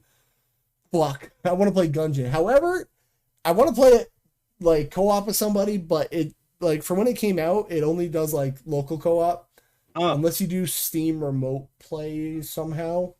That's weird. I don't know, but I want to do that. If you have an idea on making it work, maybe I'll try it. Yeah, no, it's really good. If you can get the game cheap, you know what, Aren? I feel like you would like the game. So hold on, enter the. It's $3 if you want to go get it. Chris has it, so I have it in my. Okay, well there you go. We can work on that. So there's that. It's a good game. Family Library is actually good now. I wanted to do that, but I heard that if somebody gets banned in a game or something, you also do, and I just don't know if I can trust people. I don't think that's true. I'm pretty sure it's just the account gets banned. That's worse. Great. No, like the person whose account is playing the game gets banned. You're still playing on your own account. Like if I'm playing Enter the Gungeon from Chris's library, it's still on my account. Raster, I get that you gotta go. Please be sure to download the episode when you're done. Pick up from where you left off. Have fun. You don't want to miss the rest of the content, brother. All right. But yeah, and I'm pretty sure it's like that's like you would only get banned on your account. Like I don't think that's how that would work. I don't know. That's rules. The main event of what I've been doing is a Gears of War mini marathon. And by that I mean I've been playing one and then playing something else and then playing the next one and playing something else so I don't get burned out. I'm finally on 5 right now. I wanted to do a Gears of War mini marathon because I played all these games co-op with a friend. And I was like, I don't know any story beats of these games because we played them co-op and we were just like talking the whole time. So I went back to play these games, and I got to be honest, this is not a spoiler. Actually, it is a spoiler, but Gears of War 3 came out how many years ago? You had your chance. Other than Dom dying, I can't say the story is the biggest thing in Gears of War. It's a lot of bro chacho shooting and pew-pewing. That being said, it's a real good time. I like Gears of War a lot. I'm excited for E-Day to come out. I am going to keep cranking through 5. Okay, not to go back. You get banned too if it's via cheating, because then they think your account, since you're in the same family, will also be cheating. All I'm seeing is based on cheating. Now, if they get banned for saying bad language, then it's you could get banned too. It's only for cheating. It's to make sure that the whole family's not cheating. Chaz, I'd have to go find that Q&A thing, and I'm looking, and I don't know how old that was, so I'll never find it. Okay. That being said, so yeah, Gears of War, real good games. I'm learning as I'm going. They keep getting better with time. I think everyone has been better than the last, except Judgment, which was fine, but like you could tell it was made by a completely different studio. Like the way you pick up guns is different, the way you do grenades is different. Just completely different game. Gears of War is real fun. And you want to know what weirdly inspired me to do a mini marathon of this? And I feel John getting ready to roll his eyes. Is I was playing Fortnite. And I got Kate from Gears of War as my character. And I was like, you know what? I don't know anything about her. And I was like, I'm going to play through all the Gears of War games again. And that was it. That's amazing. Speaking of Fortnite, listen, I still like that game. I'm in the rut you're in where like I don't want to play it unless I'm playing with somebody lately. Yep. Like I'm still on that. yeah, I'm having even like Black Ops 6. I'm like, oh, that looks really fun to go do. But then I'm like, I'm gonna play 2 matches and be bored because like unless I'm playing with somebody, just Yep, it's that's why so I don't play hard. any of those games anymore. Yeah, it's just so hard to play anything online lately unless I'm playing with somebody. And the skin prices in Fortnite are stupid now. Oh yeah, everything went up. I think I They're told you 20 bucks a before. skin. Fuck that, dude. Well, I think I told you before. Even V-Bucks are more expensive now. Like Yeah. if you go What to are buy they? them in Oh, store, they are they went in limited $3-4 up. supply? They in limited supply. We gonna run out of V-Bucks? Like fuck that, dude. Like yeah. Anyway, so that's everything we've been playing. God, we've been going for an hour and a half. Jeez. Hell Uh, yeah. I guess we don't do okay. this today. Today we save the list for next time. I mean, it depends on. I don't care how long we want to go, but yeah, we should probably do news. So, do you want to do Gauntlet then? I said unless you want to save Gauntlet for next time, because either way it's going to be a long Gauntlet. All right, Because I'll take there is 1, 2, 3, 4, 5, 6, 7, 8, 9, 10, 11, 12, 13, 14. I have an idea. 15 games that we need to look up scores for at least. All right, I'm gonna make a poll for the chat right now. If you're watching live, that's great. If you're listening on audio, just vote in your head and pretend it counts. We probably, yeah, we probably don't have time to do both of the segments we got planned. So there's a poll up right now. We're gonna go through the news, I think, and then I'll check the poll when we're done. Whether you guys want us to do the Gauntlet or the newer segment idea I had, which is where I'll find a top 10 list of something video game related online, and me and Aaron will sit and discuss it. Sometimes I'll even use like GPT to make us a list if I can't find one, which actually worked out pretty well. So the poll is up in the chat. Go ahead and vote on that. Me and Aaron will run through some news. I don't know how much of the news. Yeah, I don't care. That's fun. Oh yeah. You can do either. All right, so let's just start with the news. I looked through some of it, and some of it I saw it works. I didn't get to read a whole lot. But remember that time Conquered came out, that brand new game Conquered, Aaron? Super cool. Was on on sale for 2 weeks for it, and then less than a week later being told, yeah, you have to remove those signs. What is wild about that? And this, I don't want to get into like a you goddamn liberal rant, but like it is not their fault that the game failed. Like they sent that game out to die, then they literally killed it in 2 weeks, and then now PlayStation, who bought Firewalk Studios, just closed the studio. Like, this is not any of the developers' fault. Like, it sucks. And, like, they get punished. Like, it's wild. Like, I can't believe... I've never seen a game go online and go offline 2 weeks. Not even. I think it was, like, 13 days. And, like... It wasn't even 2 full weeks. The thing about it is just, like... I just don't... Like, it's not the time for a hero shooter. And I know, like, everyone says one thing and mean the other. Everyone says they want... like a game with no DLC and microtransactions, but like we're kind of trained now to like if it's a multiplayer game, it's got to be free. And like I'm scumbag of that too, because the problem with me in online games is that I don't know if this game's gonna be around in 2 years and you just pull the plug. So I don't want to spend money on it. So that kind of sucks. Chad says games as a service needs to die. I don't think they need to die. I think everyone needs to stop making one for the sake of making one. Like, that's the problem. Like, they're just doing it because they see dollar signs and they don't think about it. That's the bigger issue. And they do it worse than ones that are already out half the time. Like, I'm sorry, if you're going to do something like this, you have to be as good as Fortnite at selling stuff. Yeah. Like, I want the game to be, if it's going to be free, which it should be free at this point, because that's what we expect, whether it should be or not, that's besides the point. It should be extra stuff that we pay for. We shouldn't have to, like, I hate pay to win, and so many games do pay to win, and it's just, I don't know. It's just, I don't know, man. The era of paying for an online game for me is dead. And like, I know, like, somebody tried to, like, I got into it with a guy at work who plays, like, mostly online games.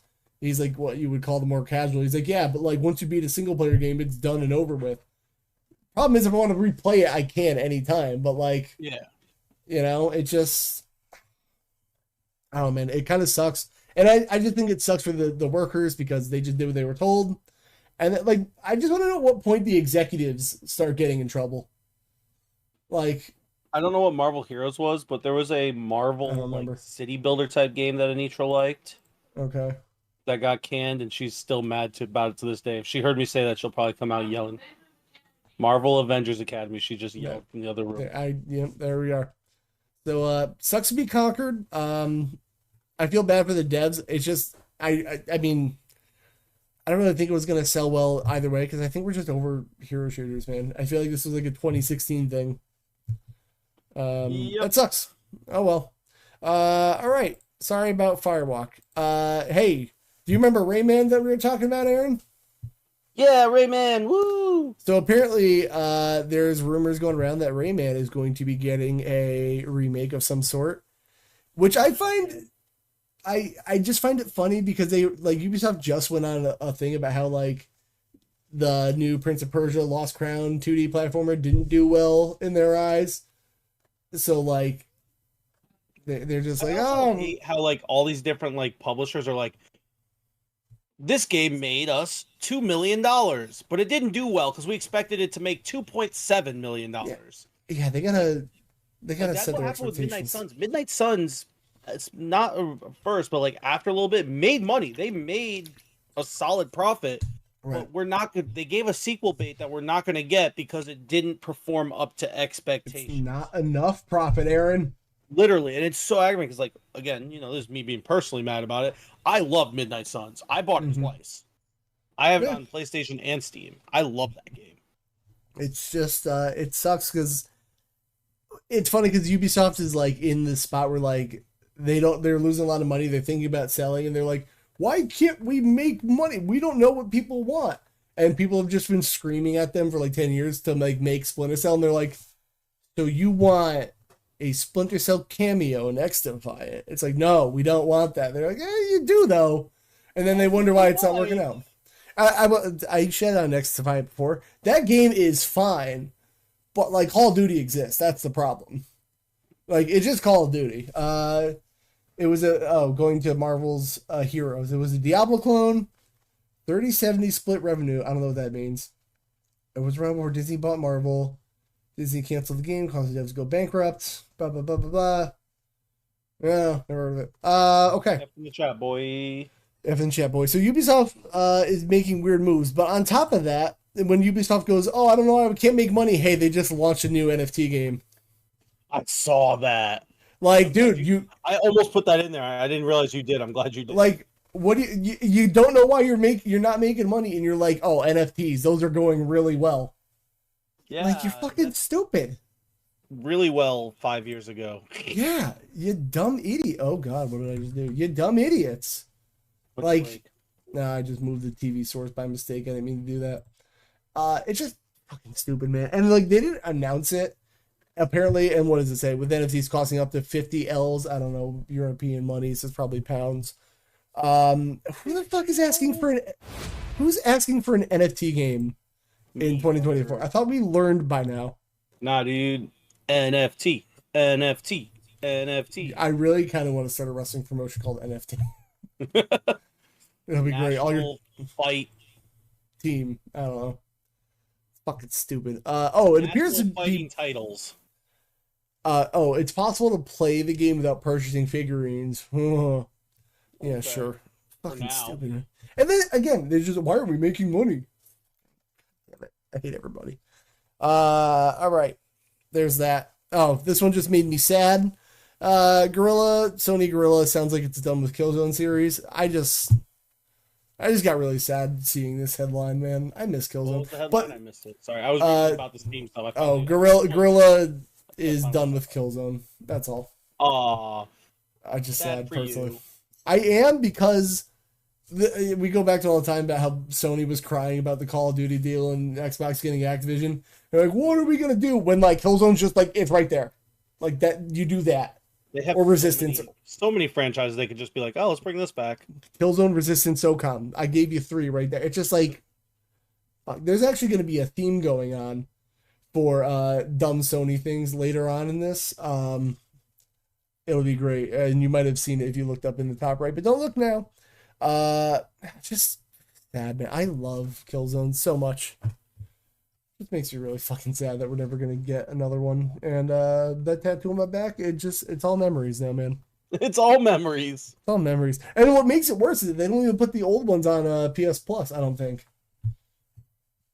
I think there's one of them. One of them's on. Yeah, Shadowfall's on there. The one that people are like, "Ooh, it's just a tech demo." It's Is that good. the one that came with the PS4? Yeah. Yeah, I hated that game. Oh, fuck you too. Yeah, Resistance could be played. Yeah, they're dumb, man. All right, that was quick. So, also, Steam Deck snobs, you and I, Aaron. The Steam Deck, it will not have a yearly refresh, because it's not fair to your customers, says Valve. So I heard like a bunch of stuff on this, and essentially what Valve doesn't want to do is just have like hardware come out that's only incrementally better over and over. They're gonna wait for like a big update before they do a Steam Deck 2. And honestly, yeah, that's fine with me. What's weird? Oh, they don't want to probably get it at this rate. Yeah, they say they want to wait for a generational leap in compute without sacrificing battery life before they do a second Steam Deck. And I'm not saying the Steam Deck's changing the game, but I feel like a lot of games are like on PC. I don't know a lot about the PC world, but like are kind of scaling back to actually like fit Steam Deck specs, even if it's not like perfect. They'll have settings that they can cut back, right, to make it work. Like the thing's going real well. There's definitely a lot more support for Steam Deck than I was expecting. I'll say. Yeah. John says, "Wait 8 years like Nintendo." Yeah, that Switch 2 is coming out one day. Yeah. I'm kind of all about that. Wait, one day there's going to be a day that the Switch 2 comes out or is announced, and we can finally tell Kev, "We told you for the last 27 years. We've told you." I remember when the Switch OLED model came out, I was dying laughing because like there were rumors about like a new Switch is in production and the OLED screen has been like seen in factories, and that came out. I was dying laughing because my friend was so convinced that it was gonna be the Switch 2. Chad says Switcheroo. John, it should be called the Switcheroo. Steam Deck over Switch. Chad's not even a contest. Like, it just is. Actually, you know what? I'm gonna say this with peace and love. You can legally play super perfect hardware Steam Deck Switch games. Yeah, I'm gonna say this about the Switch. I love the Switch. I left my Steam Deck at my little brother's house like a month ago, and I was like, "Fuck!" I was playing at my work breaks and stuff, right? So I was like, "All right, I'll bring my Switch." Man, it doesn't hit the same. It just doesn't, man.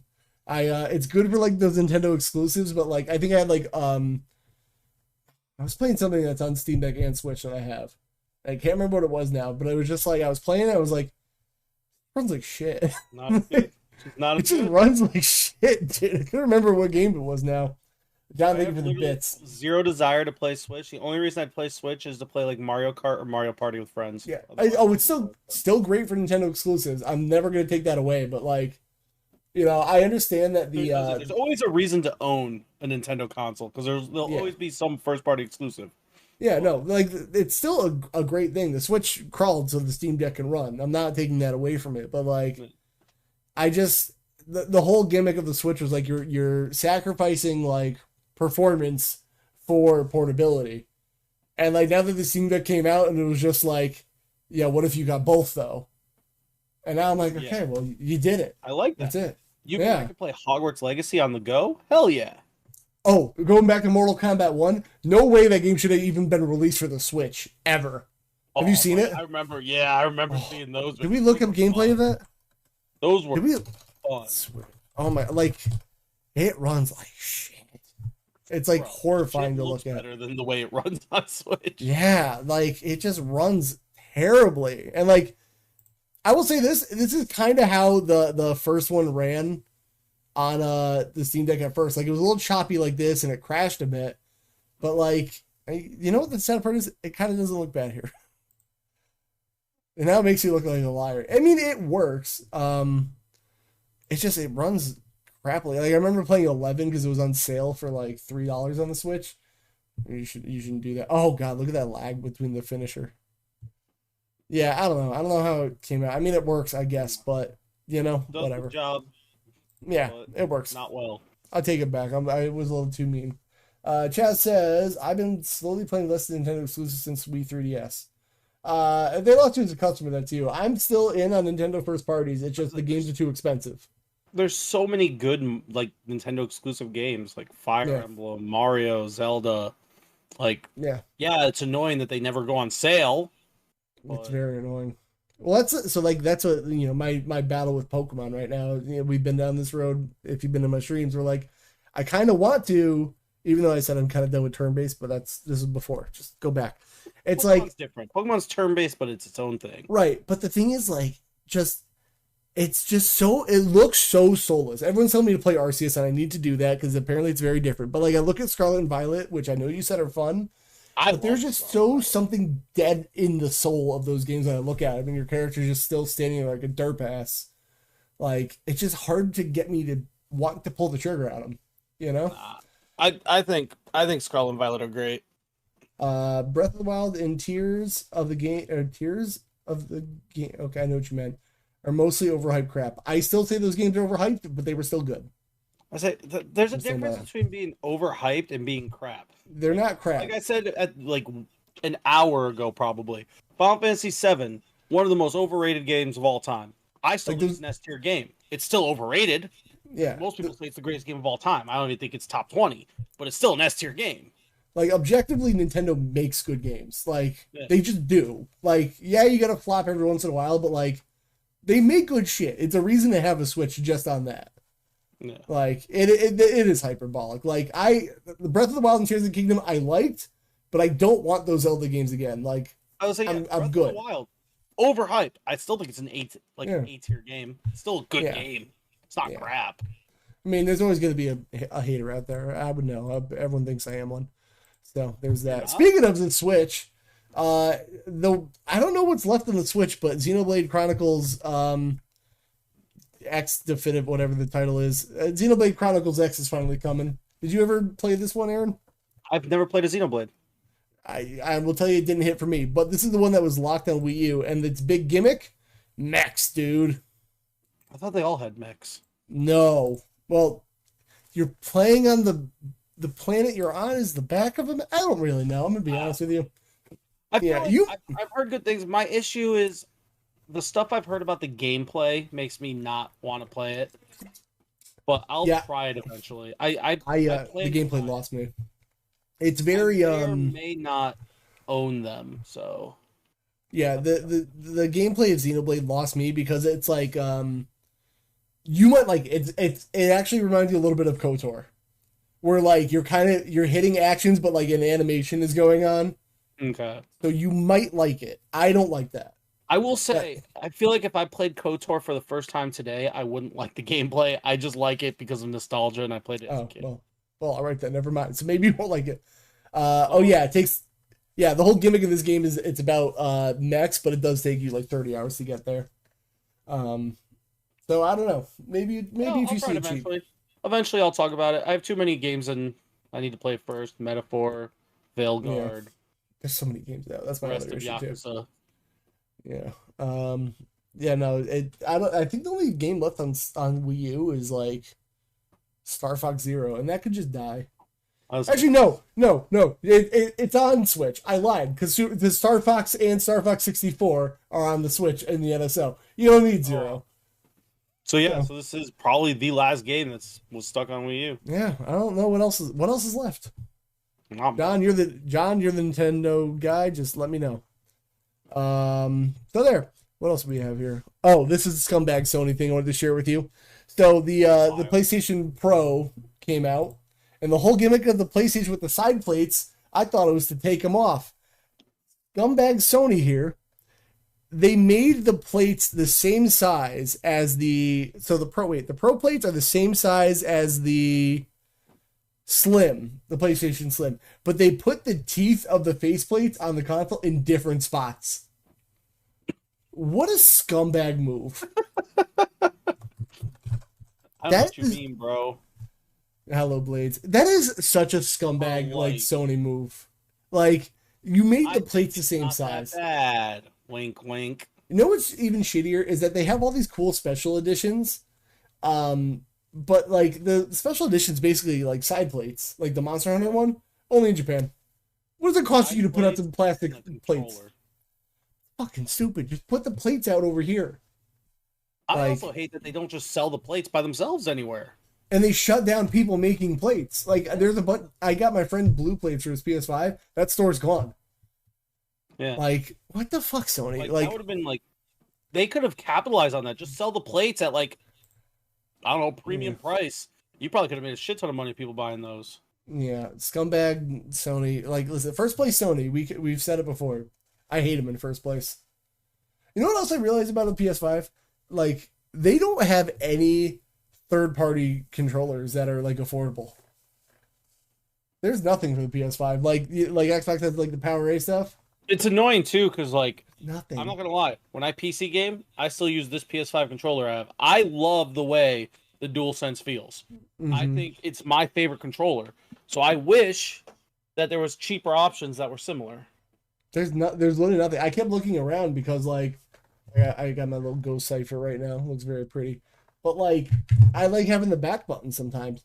And I looked for like on Reddit, I was looking on like other places. There is nowhere that is like a less than the normal price of a PS5 controller. Like there's like pro gamer ones. There's, you see the price on those? 150. Fucking stupid, dude. Absolutely. Like not. I stand by. I don't know what it is, but like PlayStation's been very anti-consumer this gen, and they're just killing it. I don't get it. You know it's bad when me, Mr. Sony Pony himself, sells his PS5 because there's no point in having one. Yeah, and then like Blade said, no disk drive on the new one. Which listen, you guys got to embrace the digital future. I know you don't want to. I've even done it finally. Yeah, the fact that there's no stand, that's stupid. You need like the fact that you need a stand to make the thing work is wild to me. Like it's just I don't know, man. Yeah. But they're so anti-consumer this gen, but like they're killing it. And like again, it's just like they decided they were like, man, let's take all the worst parts about Nintendo and make it worse. Yeah, I used to call Nintendo the Apple of games, but like Sony's doing this. There's just no reason to get a PS5 right now. The consoles are dead. Chaz, consoles are not dead. They've been all right. I gotta go off on that. People have been saying consoles are dead since 2005. No, they're not. There's stupid people like me who just want to plug in a box and go. They're not gonna die, unfortunately. Like there's too many people who don't want to fuck with settings. It's not true. It's not because they're still making them. Not only are they making them, but they're still selling well. Like whether we want to say it's good or not, there's still people that are buying them. Yeah, unfortunately, fortunately, there's too many people who have kids and they just want to buy a box that just plays the game and they don't have to think about anything. It's just there's too many people who don't want to sit and fuck with settings and they do not care. Like they'll spend the $299 on a Switch or a Series S and go on their way and be very happy. The consoles aren't gonna die. You know what? Here's a good thing. If consoles are dead, then so are Roku sticks. They're still selling Roku sticks, but smart TVs are over with all the apps in them. And look at that. People just want to buy a stick and go. And the funny thing is, I find there's so many people because I don't work for Walmart, but I work in Walmarts, and those Rokus. Oh, every day while I'm trying to do my job, someone's like, "Do you work here? Can you get a Roku out for me?" No, I can't. Leave me alone. Yeah, like there's plenty of other ways to watch this. If people buy a stick because they know what it is, the consoles aren't going anywhere. It just it's not happening. I thought everyone had a smart TV. I got a smart TV. I got a Chromecast in one of mine because it doesn't do like Chromecast stuff. But that's it. Consoles aren't going anywhere. Like it just ain't happening. Please don't be true. What did you do here? Oh yeah, Ubisoft apparently it's a rumor. There's a rumor is planning to after Shadows to release an Assassin's Creed every 6 months ish. No, that was why they went away in the first place. And that was every year, and they were having issues. Yeah, every 6 months. Yeah, I just saw this and I was like, please don't be true. Like it's a rumor, so we don't know, but. Insider claimed that Ubisoft has released Assassin's Creed every 6 months for the next 10 years. Yeah, okay. Why are we making money? The original Assassin's Creed. Okay, it's just going on about things. Yeah, the rest of the story was just It's not gonna happen. It will happen, and I bet. To be fair, I bet they mean like maybe a lot of spinoffs, like the 2D ones and like dumb shit. That's my guess. Like, because they've already been talking. I think that was part of the reason Valhalla had so much different DLC is they were testing different styles of games, and like they already talked about how they're planning on not making every game like an Origins, Odyssey, Valhalla. They're gonna have one like that. Then they want to have one that's like short, simple, kind of like the older ones. They want to have. They'll have an Assassin's Creed hidden picture game, a trading card game, maybe an NFT. I don't know, fucking whatever. NFT. Chad says, I don't think we'll see consoles in their current form after the PS6 and Xbox Series 2. They'll just be Sony and Xbox on take on the deck. Yeah, I think I will say I think most consoles are going to go the hybrid model. I agree to that. I definitely think we're going to start seeing more hybrid stuff. That is definitely going to happen because all those Windows handhelds that are coming out. Things are beautiful. They're just too expensive. Ubisoft's treating Assassin's Creed the way Sega treats Sonic. Yep. Why is there a bunch of furry porn for Assassin's Creed out there? Probably. Sick, dude. Most likely. That means it's gonna be cool. What else we got? The next one was just the PS Plus titles for November. Sure, why not? I want the console. I want the console integrated into my body. I'm in. Actually. Did I ever tell you about the guy doing To Catch a Predator? Now it's called To Skeet a Predator. No. All right, I gotta show you. This is a guy called Skeeter Gene doing the To Catch a Predator thing, and he calls himself Skeet Hansen. One of the catches he went on, the predator was talking about shoving a switch up the person's ass, and he was just like, "I don't think you can do that." And he goes, "Maybe you just meant the Joy-Con." Like, and they caught the guy, and they were like trying to ask him, like, "So did you mean the whole console, the Joy-Cons?" And the guy wouldn't talk. He's like, "Well, listen, the cops are on their way, and we got to kill some time. I just want to know." We got to kill some time. Yeah, it was weird. All right, what do we got for PS Plus games? Sucks. Everyone can put me down on this. By the way, if Game Pass goes up $1 more, I'm out. That's wild. 20 is my limit, dude. It's too much. I'm out after. So, all right. PlayStation Plus games. Hot Wheels Unleashed 2. I'm gonna play that. I've actually heard the Hot Wheels games are pretty good. I also heard that. Ghostwire Tokyo it's a game. I've heard it's very average. It's not great. It's not awful. It's a game. Yep. And then I don't know anything about Death Note Killer Within. It's from the Death Note anime. I have no idea. I've never heard of it. The day one release. Oh, this must be the one I saw that's supposed to be like it's basically like one of those same concept as Among Us. What is it called? Like social deduction game. You have to find out who the bad guy is. Neat. Okay. Yeah. Well, that's those are games. We usually talk about it. Yankees. Okay, go on with the Yankees thing. This is mostly video game. Like, watch this video. This is insane. Mookie so it was the Dodgers catches a ball in foul territory. This fan grabs his glove, opens it up, starts pulling the ball out, and the other fan grabs his other arm and holds him up. So how does that go into the play though? Like, does that count as a foul? Auto out. Fan interference, auto out. Okay. What if it's a home run and a fan, like, the guy was going to catch it, but a fan reaches out and catches it, like, to the stands? There's rules depending on where it is and how it happens. It's either a ground rule double or out. It just depends. It's very umpire decision. I would be like, nah, you get a free. I don't know what I do actually. Yeah, but that's weird. But yeah, no, I just thought this is why Yankee fans get such fucking bad reps because of people like that who are drunk assholes. That dude, this wasn't like the first or second inning, by the way. That dude, this is the playoffs. This is the World Series. The cheapest ticket for the World Series in nosebleeds is over $1,000. That was front row. That was probably a $2,500, $3,000 ticket that he paid to show up and in the first or second inning get kicked out and probably banned for life from the stadium. You know what? Deserved it. So. Oh, he absolutely deserves it. I just don't understand how you spend that much money and then do something that stupid. Because it's about them now. Oh God, I hate it. I hate people so much.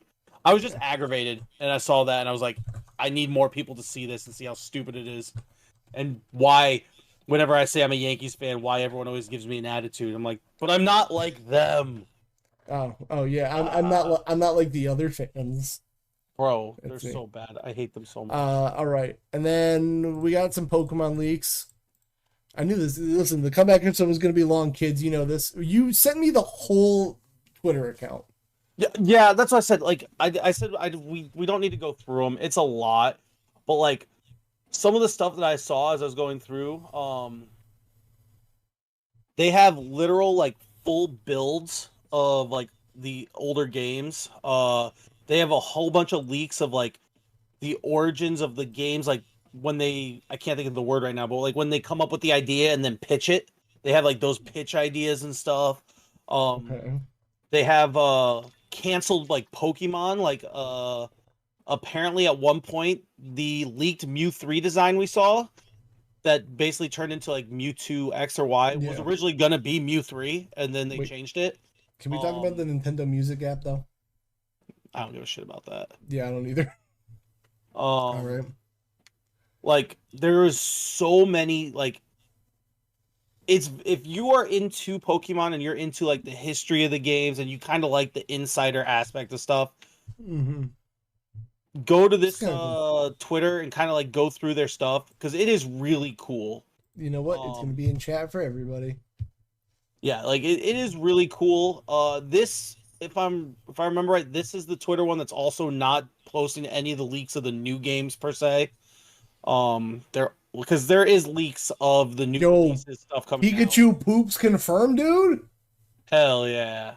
So does Diglett, dude. What are we doing here? Oh wait, that's Pokemon Go. You liars. But yeah, like there's all kinds of things like original designs of Pokemon characters and Pokemon. Apparently the only Mega that's ever been like not put in a game after being designed was Mega Jinx because they decided they didn't want to go Sorry, this leak got me. The shorts are tight and short and shiny black leather material gives off a gay/SM vibe. Makes it look like a stripper. Okay, cool. Revision suggestion: wear pants that are longer and looser. That's funny. Okay, cool, man. But yeah, so like there's all types of stuff like this, and it is really cool. And like I don't want to go too far into it, and you know whatever. But if you're interested, definitely check this out because I'm not like super watching it, but like when it pops up, I'll go through a couple things and be like, "This is really cool." For someone who's grown up with Pokemon and loves it, it's kind of cool to see that. Yeah, you know. But well, that's just figure something cool to kind of look at. Like if you're bored at work or something, just scroll through it. All right, so we definitely don't have time to do Gauntlet and this. So I have a little segment that won the poll where we find a video game top 10 list, and we can either make fun of it, we can just discuss things on it. For the first one, I couldn't think. We'll probably do that weekly, depending on how long the podcast goes. Yeah. We'll find one a week or something. Yeah. So this time I asked ChatGPT to give me a list because I just wanted to see what would happen. So I was like, give me a video game top 10 list on anything. And now it goes over top 10 underrated games. So I want to see if anyone's heard of these, if Aaron's heard of these. And we'll... top 10 underrated games. Right. So let's see if you've ever heard of these. Have you ever played Sleeping Dogs, Aaron? That's number one, by the way. There's no ranking. I feel like I've heard of it. Is that the... So Sleeping Dogs... Oh, I've seen it. Okay, I've seen it. Yeah. I've never played it, though. So if nobody's played it, if you remember the true crime games that were on like PS2... What do you mean? I said if nobody's played it. No, if nobody's played it. Oh, I guess that was the wrong grammar. Nobody's played this game. You know what? Not enough people played it because, again, it was supposed to be True Crime Hong Kong, where you like usually those games are like you're a cop and you make good or bad decisions. Was it the Square take on GTA? Not necessarily. I mean, it's an open world game. Take that for what you will. But this dude did just steal like a... Yeah, it's not really helping my case. Good point. But basically, a lot of the games are like being some kind of law enforcement and making good or bad decisions. You can be a good cop, bad cop. This one was about taking down the triads, I think, are the Chinese mafia. Yeah, the Chinese triads. Yeah. So it's a really fun game. If you haven't played them, I really think you should. There's cool. There's a modern gen edition of it. I actually played this on PS3. Is it on PC though? I would assume so because it got like a definitive edition. Let's find. Chris owns it on Steam, so we're good. Well, okay, well there you go. But if you've never played Sleeping Dogs, the cover also I hate. I feel like it did not help. It made it like I knew exactly what it was because of the cover, but like I have no idea. Yeah, so I forget. Activision had the rights to True Crime originally, and I guess they just never kept up with it. Get it however you can. I will say, not one dog that I saw sleeping in the game. Wild. What a lying title. So maybe that's why it didn't do well. But honestly, really good game. Oh, this version is no longer available. There's a definitive version. Is that one? And that one's playable, baby. Woo! Hell yeah! Let's see what's not. Games launcher. Whatever. Okay, that's not that bad. So yeah, I really think everyone should play this. It's $2.99 for another Give it a shot. 2 days. Give it a shot. People. Yeah, or go on GG.deals, whatever you want to do. $3, you got it. Yeah, Sleeping Dogs is really, really cool. Open world fighting game. Good story, too. The art is interesting. Yeah, it's very... A mix of, like, weird angles. It's like Borderlands trying to be more realistic. Remember, it was like a PS3 360 game originally. Yeah, I know. So... For the time, it looks solid, honestly. So, actually, you can see right here, cop experience and triad experience, because you're going undercover and you're doing gang shit. Oh. And you're doing illegal gang shit. Proton DB. Oh, that's to make sure it plays. Yeah. So it's a real good game. Specific Steam Deck tab. People always forget to do that. Wait, what? Oh, I also forgot to do that. Yeah, because so it'll say gold even if there's no Steam Deck ratings. Like if it was gold on PC Linux, so that's what you got to be careful when you go through these games. I like that Call of Duty is just borked. So it's like when you have to be careful because if you look at it and it's like this is whatever the big one, we'll just say gold. Yeah, gold. Yeah. So but if you go to Steam Deck, there might be some downs that actually bring it down, and it might be worse on Steam Deck than it is on like Linux PC, like the actual PC. Because I've seen that for a few games, and people don't realize that. Yep, so just looking at gold or silver, whatever that is, isn't always correct because it takes all of them, not just Steam Deck. Fair enough. Second game on the list, Spec Ops: The Line. Aaron, have you played this? I don't think that's underrated nowadays. I think that's almost overrated nowadays. You shut your whore mouth. I think I talked about it on here. Maybe that could be weird. But Spec Ops: The Line is like a really sick third-person shooter. Nobody's played it, and like I went into that game thinking it was just a military shooter. And whoa, the story of that game is wild. Well, that's my thing. Like at the time, like when it came out, definitely underrated because most people thought it was just another shooter. Yeah, but maybe overrated is not the right word. But like in our communities, it is well known that it is one of, if not the best military type shooter. Yeah. Now, especially for like single player story. And is people Nitro talk about how it's like she's dying. She's probably playing either Dead by Daylight or something. Makes sense. Okay. But like I feel like it's just I don't know. I don't think it's overlooked anymore, at least not in video gaming circles. Maybe in the casual fan, which is very possible. It's a very big market. Yeah. I could see that, but in the video game sphere, I don't think it's over or underrated at all. It is gonna mess with your head when you play it. Like that twist came out of nowhere. I don't even know if I want to like spoil it because shouldn't. Go play it. Okay, Enslaved Odyssey of the West. Have you ever played this? Never heard of this. So Enslaved, you know the Journey to the West story that like has been remade 50 times. Everything has copied from that. Dragon Ball, Naruto. Yeah, Black Myth Wukong copies it. Yeah. So there's another take on that, and like I remember it being like one of those underrated gems. How old is this? 360 PS3. Yeah, 360. It was like an earlier game, and like the whole gimmick of this game is that you play it. I forget his name. Monkey, I think is his name, that's too obvious now that I think about it. And he has to save this girl, and she puts a collar on him because she doesn't trust him. So you can't be too far away from her because the collar will kill you.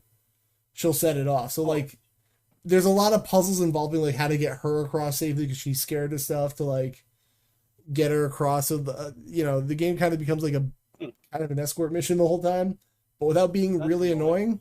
It does it really well. That being said, I would probably still give this game like a C or a B. Like, it's underrated and still be average.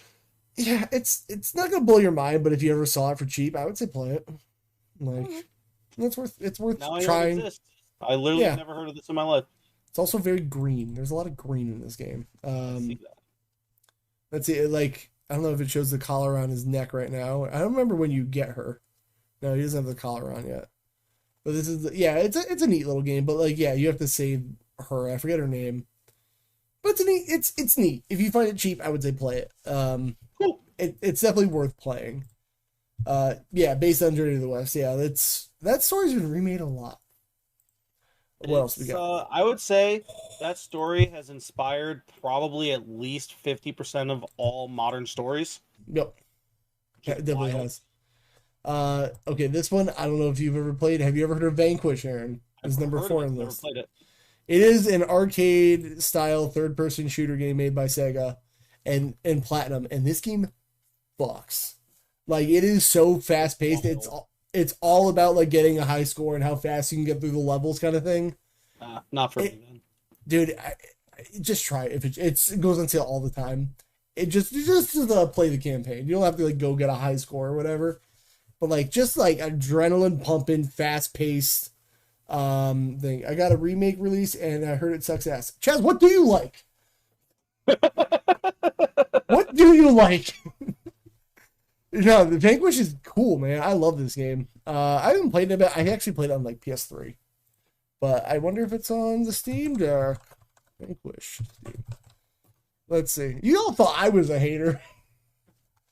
Steam Deck. Verify it, Aren. $5.99. It's kind of expensive. All right, let me help you out. Hold on. Vanquish. Nope, that's as cheap as you can get it. It's for $5.33. Wow. Well, sorry, there you go.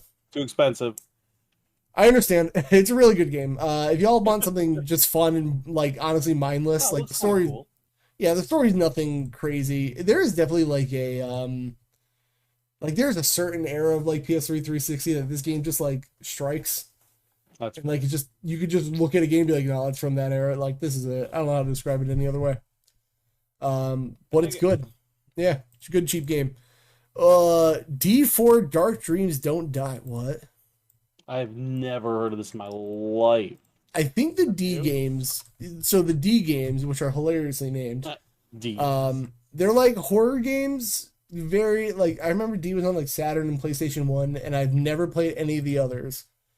But apparently there's a fourth one, and I don't know anything about it. Is a ghost. Yeah. So a quirky episodic mystery adventure by Swery that's bizarre, memorable, but sadly cut short. I've never played a D game. Oh my God, we got a raid. Leewind, hello with the raid. We don't welcome. I don't have alerts on for the podcast. Hello, Murphmate. Hello, Raiders. Welcome to a live podcast recording. You're towards the end of it, so I will tell everyone and remind them. Make sure you subscribe to Frenemy Fire on all your favorite podcast services, and you can hear the whole episode. We've had a long old day. Hello, OG the Olive, Murphmate. Make sure all of our links still work too, because we have. I don't know. We'll figure. Hey, there's the podcast. You guys go download the episode and catch it back up. We love you. Thank you for the raid. I love you. If you ever played D4, let me know. D4 specifically. I've never really played these. Let's look up D video games. It looks like something I'd probably try. It looks very point and clicky. Yeah. D video game series, a horror themed interactive movie and adventure game. Interactive movie. I don't know about that. That's my favorite. FMVs. This seems like something I would watch Stitch play. Specifically Stitch, and that's his job now. That's his job. Bulletstorm. I know that. Oh, have you played it, Aren? Yeah. How do you feel about Bulletstorm? Because this is one of those games where like I say I'm gonna play it all the time, and I just have not. It's all right. Feed me some info on it. It's been a long time since I played it. Okay. I remember I enjoyed my time with it, but I have zero desire to ever go back and play it. It's fun, kind of stiff. You can play Duke Nukem in it. Well, hell yeah, I'm in now. Leewine, thank you for rating and running. I appreciate you. Download the podcast episode on your favorite service when you get a chance. It'll be up probably tomorrow. I remember this coming out, and it was just like shitting on Call of Duty. That was like their whole marketing campaign. Yeah, I just remember I enjoyed playing it, but I was like, I have zero desire to ever go back and play it again. I don't see it being something I'm gonna try 50 times over, but I wonder if I own it because I feel like I probably bought this game for like stupid cheap. Something. Yeah, or like gotten away. What are you talking about? So Olive, hello, welcome to Frenemy Fire number 1. Number 2, we're doing a little segment where this time I asked ChatGPT to give me a random top 10 video game list, and it gave me top 10 underrated video games. So I'm just going through it, and we're seeing. Well, we are going through Aaron's and how we feel. I gotta own Bulletstorm on something, right? Probably not, knowing you, dude. How could I not? Because you're wild, crazy. No, I've gotta have it on something. I feel like even like Bulletstorm, I have it on the PS4. Look at that. Well, look at that. I guess I'm gonna have to try it now. No, I have too many games to play. Tomorrow? What's tomorrow? Tomorrow's Thursday. I don't even play stuff tomorrow. Bulletstorm Full Clip Edition is on Steam, and it's $40. $40? I'm going on GG. No, I don't believe that. GG.deal. It's an old game. Hit me with Bullet. Is it playable on the Steam Deck, Aaron? That's most important. That's good enough for me. Sometimes shows mouse, keyboard, or non-Steam Deck controller. All right, that's fine. Bulletstorm, $4, baby. Oh, full clip is cheaper. There you go. All right, well, maybe I'll do that then. I'll try that. Easy, clean, easy. Now this one is more of a John and what this? Yep.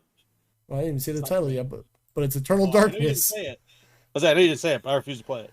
Why do you refuse to play Eternal Darkness, Aaron? A game I've never played. I know. Why? Are you scared of it? For me. You're scared of it. Aaron's scared of it.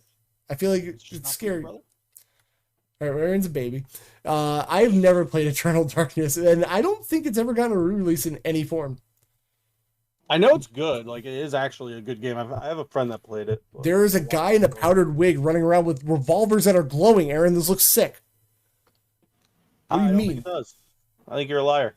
All right, so Aaron, tell us how you got traumatized by Eternal Darkness when you were a child, because clearly there's something in your brain that like you're not willing to share right now. Nope, nothing. What aren't you telling me? Can you just tell us? No, we're good. Anyways, next game. I just need to know. I've never played Eternal Darkness. Eternal Darkness is a classic, John says. Played it multiple times. Never been re-released. Yeah, I don't know. I don't know what's going on with that, but I never played it. Alpha Protocol. I have never played this.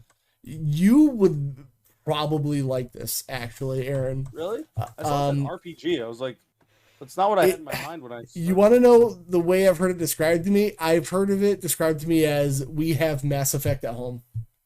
I'm in. That's all you need to say. Like it's like decision. Mass Effect. I'm in. Yeah, it's like decision making, a third-person shooter RPG. Like, let's get to some gameplay. Like, kind of slower pace in Mass Effect, but like it really plays like it, and like the acting is not as good. But I heard it's actually kind of charming. So maybe I'll give it a shot. Let me see if I can get on anything cheap. Alpha Protocol again? Alpha Protocol. It was in that weird time where they were just putting generic names of words as game titles. Like, I love that. I don't know. I kind of it's $15 on Steam.